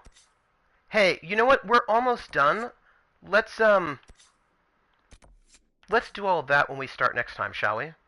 We've got things to return. We're going to go to our... So it is like 3:15. We're going to go into our thing, do all of our little missions, and next time we are going to drop off that information to those other areas. We're going to finish up the Emerald Graves. It looks like we don't have much left to do there. And then I suppose move into the end game, right? I mean, it looks like we're basically like... I mean, fingers crossed and all. Or pressing your thumbs. But it looks like we're moving towards being done-ish. I know. We got our good 3 hours in. And I'm going to write some letters of recommendation, probably. Probably. We're going to check our war table. We've got a little bit left to do. But I want to see who's streaming. Which of our people... One more year of gaming. See... And one more. Ice Bunny knows it's some kind of curse. You speak too quickly about the end of the game, and then it never ends. Oh my goodness. Alright, we're going to check in with our war table. I think people have checked in with us. And I'm just so excited. We're in the home stretch, everybody. We're in the home stretch. So, by the way, I'm Trooper SJP, and this is the Academic Foxhole, and I want to thank everybody who has been here so far today. It's been really great. Oh, we have a new perk. I also want to thank everyone for, being around. That's really great. Oh, sorry. I won't talk about it. There was something else I wanted to say. Rogue schematics. Oh, yeah, we can just get new rogue gear. I'm a rogue. We could do that. For secrets, we could get optimal cutting, which is not bad either. I don't really care about getting collections of herbs, really. This is all knowledge stuff, but I'm really low on codex. I just am not really doing that. Not as interesting. And also, yeah... I just... Let's go to forces, and let's get, what was it? Rogue schematics. Yes. So, I'm Trooper SJP. This is the Academic Fox, so I want to thank you all for being here. Thank you so much. I do want to tell you something, though, and that is this. On Thursday, I may have to start late because of this final exam that I'm proctoring, which happens to be on a Thursday this year. So that's a thing that we have to look out for. But also... Oh, look! Harvest of History, we're going to check in. But also, besides my regular stream, which may start as late as 7, and we'll do something short, I will have a special roundtable with Lizzie the Bold and maybe also Esteni to talk about Doki Doki Literature Club, starting at 9:30 Eastern, 6:30 Pacific. So there's going to be the regular stream and then like a special stream where we just talk about Doki Doki Literature Club. So I'm really excited about that. So be there for Thursday. It'll be so good. As ordered, Isthmus Godson now resides in an allied Lord Tower's cell, attended by polite but hooded servants. Claims against him seem dubious, but there is no denying that he was stocked to supply a significant force should one have come along. Josephine. A note from the Inquisition apothecary. Interesting times, Inquisitor. Thought it was not the final action. That was not the final action I was hoping for. I thank you for this interjection. I look forward to ensuring the health and effectiveness of the Inquisition for as long as needed. Yeah, we were just not killing people for him. You don't have classes. Alright, so we, look at this. We've got 2 people ready, and we only, I think we're, like, we don't have much left. We can gather some cloth. Sure. And let us begin. We will go and gather some herbs. Right? But we're done with most of our quests. To work? It should be, will we be drinking wine? That's a good question. It should be on Thursday, 9:30 p.m. Eastern, or 6:30 p.m. Pacific. So basically, my stream normally runs from like 6 to 9, but I'm probably not going to be able to start at 6 because of this final exam, so I'll start a little bit later. But at 9:30, so after Lizzie gets home, and hopefully Esteni, we're still waiting on Esteni, then we will start up and we will run this symposium to talk a little bit about Doki Doki Literature Club. And I'm excited about it. I think it'll be really good. I think it'll be awesome. I'm excited. Like, it's really good. And it'll give me the practice, and I think it'll give me the practice to set things up using Zoom for stream, which will be necessary for running RPGs. So it's like win-win all around. And, my friends, that's it. This is our stream for today. I want to thank everyone for being here. Wait, let's save, because nothing happens without saving. Alright, so we have finished our stream. We are going to, next Saturday, we will finish up the Emerald Graves, drop off some quests, talk to our people, and then go into, like, I think endgame content, maybe, or close to it. Post-banquet drinking parties. So, who's streaming right now? Who is there that we can raid who we haven't raided recently? Who will be really good for the raid? Also, I don't think I can call a raid from here, but I might be able to call a raid from my phone. Let's see. Twitch? No. Greeks drank wine. They did. Greeks drank a lot of wine. So tell me, everyone, who's up right now? Let me see if I... Oh, wait, we can look. Live. Let's see. Who is currently live that we know? We could... Oh, you know who's up? Why don't we go and raid Encantador the Gamer? Because we haven't seen him in... We haven't raided him in a while. So let's see if we can do that. Let's see. Encantador the Gamer. We want... let me see. I'm going to pull up... No, that's not it. Here, Twitch. I'm pulling up Twitch. I cannot see your chatting at the moment, but let's go to my... I don't know. Live? Me? This is us? Chat? Okay. We are... Ooh, I'm dropping books left and right. This is my, readings in Black American music. It's a textbook for when I'm teaching. But right now, we are going to raid. Remember, this is our raid command, everyone. Raid. So we're going to go and raid Encantador the Gamer. Let me put in the raid command. Raid Encantador the Gamer. Okay, so everyone, thank you for being here. You all are completely lovely. We're gonna raid Encantador, so when the raid goes off, just show up, say hi, tell them that it is not a raid. Use whatever sorts of emotes you like, but the pipe is preferred. And I will see you on the Discord, of course. But I will see you next. I know Nightbot is not worthy. Nightbot, whatever. It's fake. Nightbot is fake news. So I will see you on Thursday for my stream, and then this symposium or the after action report, and then I will see you on Saturday for like moving towards the end of Dragon Age Inquisition. Thank you so much for being here, everyone. It is much appreciated. I'm Trooper P. This is the Academic Foxhole, and I will catch you on the flip side. Bye, everybody.